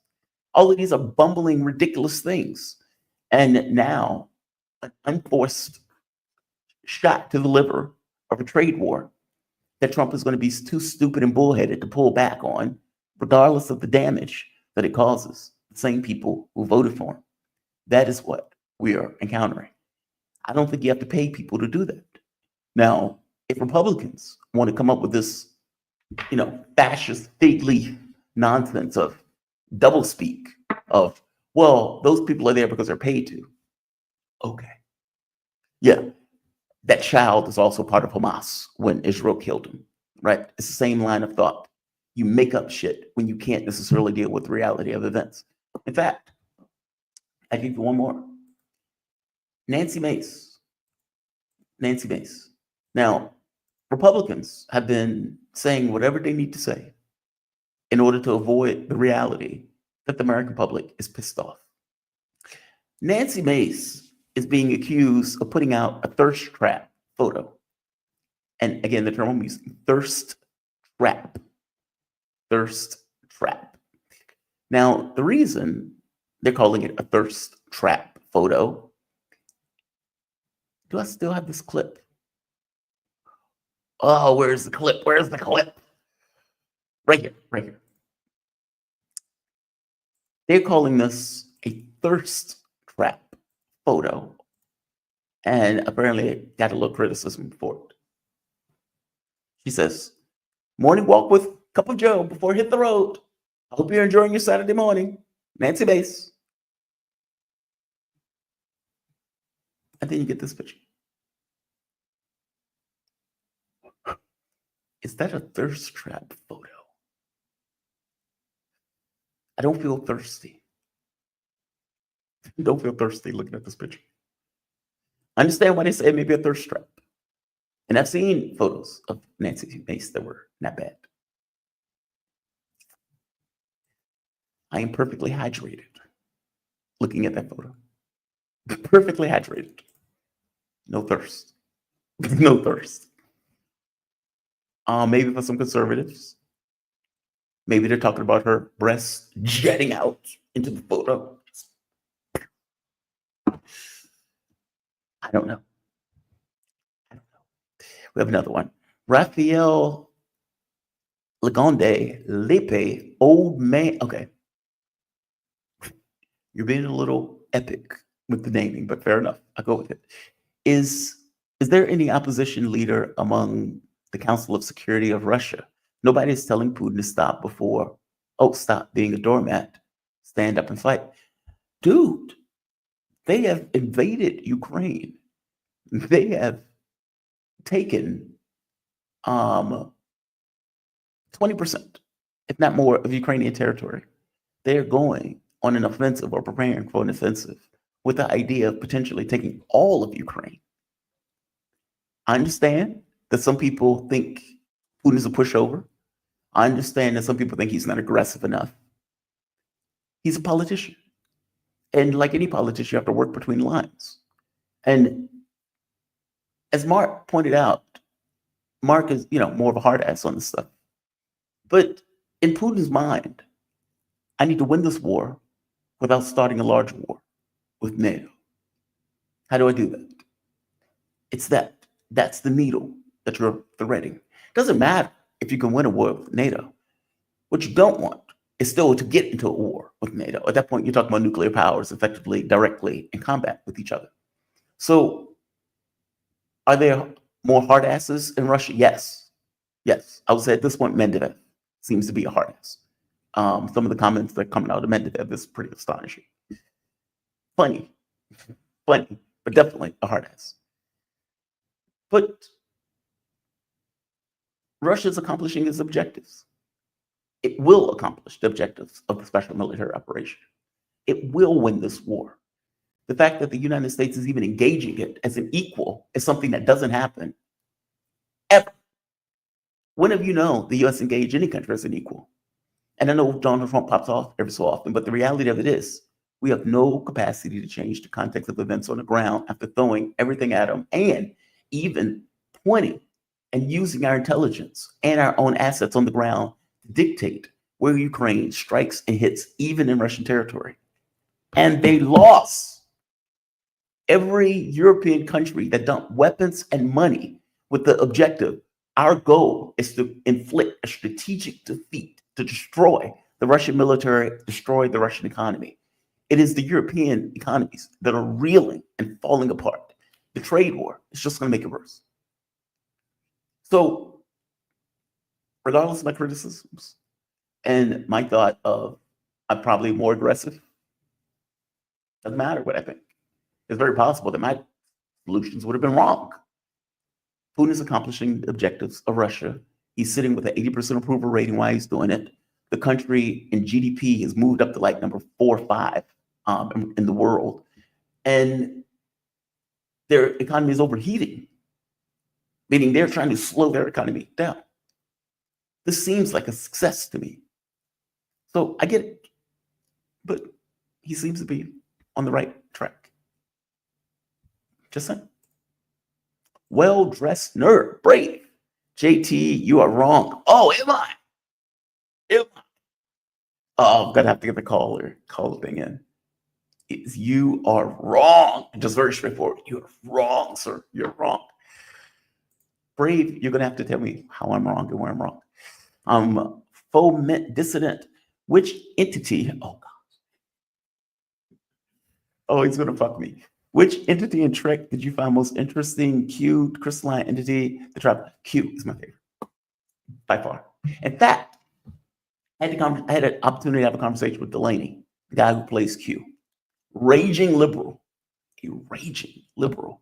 When he found out that I was doing a show, he said, he pulled me in very close. He says, you are telling your people to vote for Hillary Clinton, right? And I was like, oh, God. Dude, why did you go there? I didn't say that to him. I just thought that. In a split second, it was like, oh, fuck. I have to disappoint one of my favorite actors. I told people that they should vote who they wanted to vote for, and for whatever reason they wanted to vote for, it's their vote. He says, yeah, but we have to stop Trump. We don't have to do anything. I'm not a Democrat. We don't have to do anything.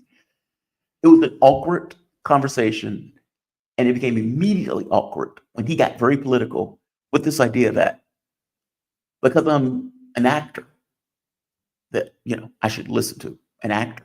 Dude, I don't give a shit about you personally. I don't care anything about your life. I don't care. You could be a cokehead for all I know. I care about your character. Cute. I like the character. You are just a vessel for that character. That character imparts nothing upon you that I care about. Let's be clear. Let's be clear. The character that played Worf was a bit of an asshole. The character that played Data was fantastic. Brett Spiner. Fantastic. He was awesome. He was awesome.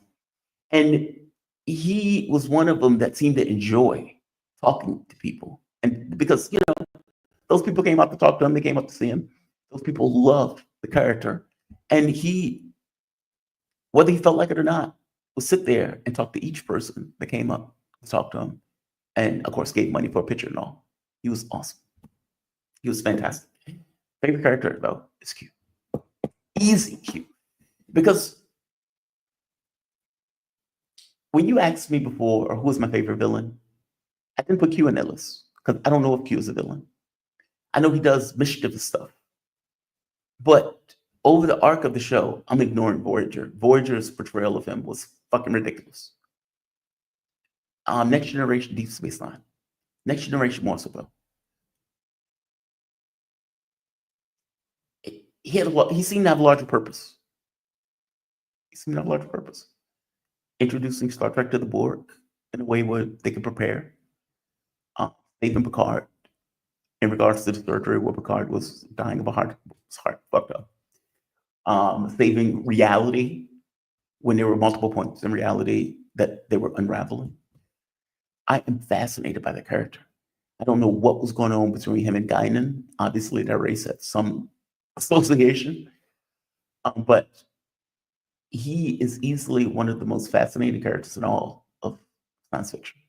He's just astonishing. Brave, well-dressed nerd. You need to tell me how I'm wrong. You need to tell me how I'm wrong. All right. Okay, well, Dittman agrees with me. That's all I need. I just need one person to agree. All right, I'm going to call this a day. I'm going to say like. I'm going to say share. I'm going to say subscribe. I want to thank all of you for helping me make this show what it is. I want to thank all of you who donated to the show. You guys make the show what it is. Right here, Black Track. All right, love me some Trek talk. I know you do, but I'm not necessarily sure everyone else does. I appreciate it too, to be honest. If I'm being bluntly honest with you. You guys, just because you're dependent on welfare does not mean that Trump is bad. I'm not dependent on welfare. I'm dependent on welfare. And look, if the amount that you pay goes up, that's not welfare. That you're working a job and the things that you pay for in that job pays for less. $100 in groceries becomes less and less and less. That's not welfare. That's you effectively losing out because your goofball president decided to have a trade war with the rest of the world. That's that. If they're destroying Social Security, you paid into Social Security. Most people over the course of their life. That's not welfare. That's you paying into something that your government, and by the way, taking that to the side, your government can prioritize things that it needs to cover because it's a government. It can decide. The government is made up of human beings, people, public will. The public can make a decision on this is what we like and we want to keep. If 60 to 75% of the country is saying, yes, we want Social Security because it's a hot rail, and Trump blows it away, then what your argument is, fuck democracy, fuck representative government, that those things don't matter to you. That one person who decides that he doesn't necessarily care about these things because he's rich can get rid of these things. That is an outrageous point of view. I've had some capitalists come on the show to make that argument. I think they're out of their goddamn minds. So, yeah, there's that. All right, I'm going to end this.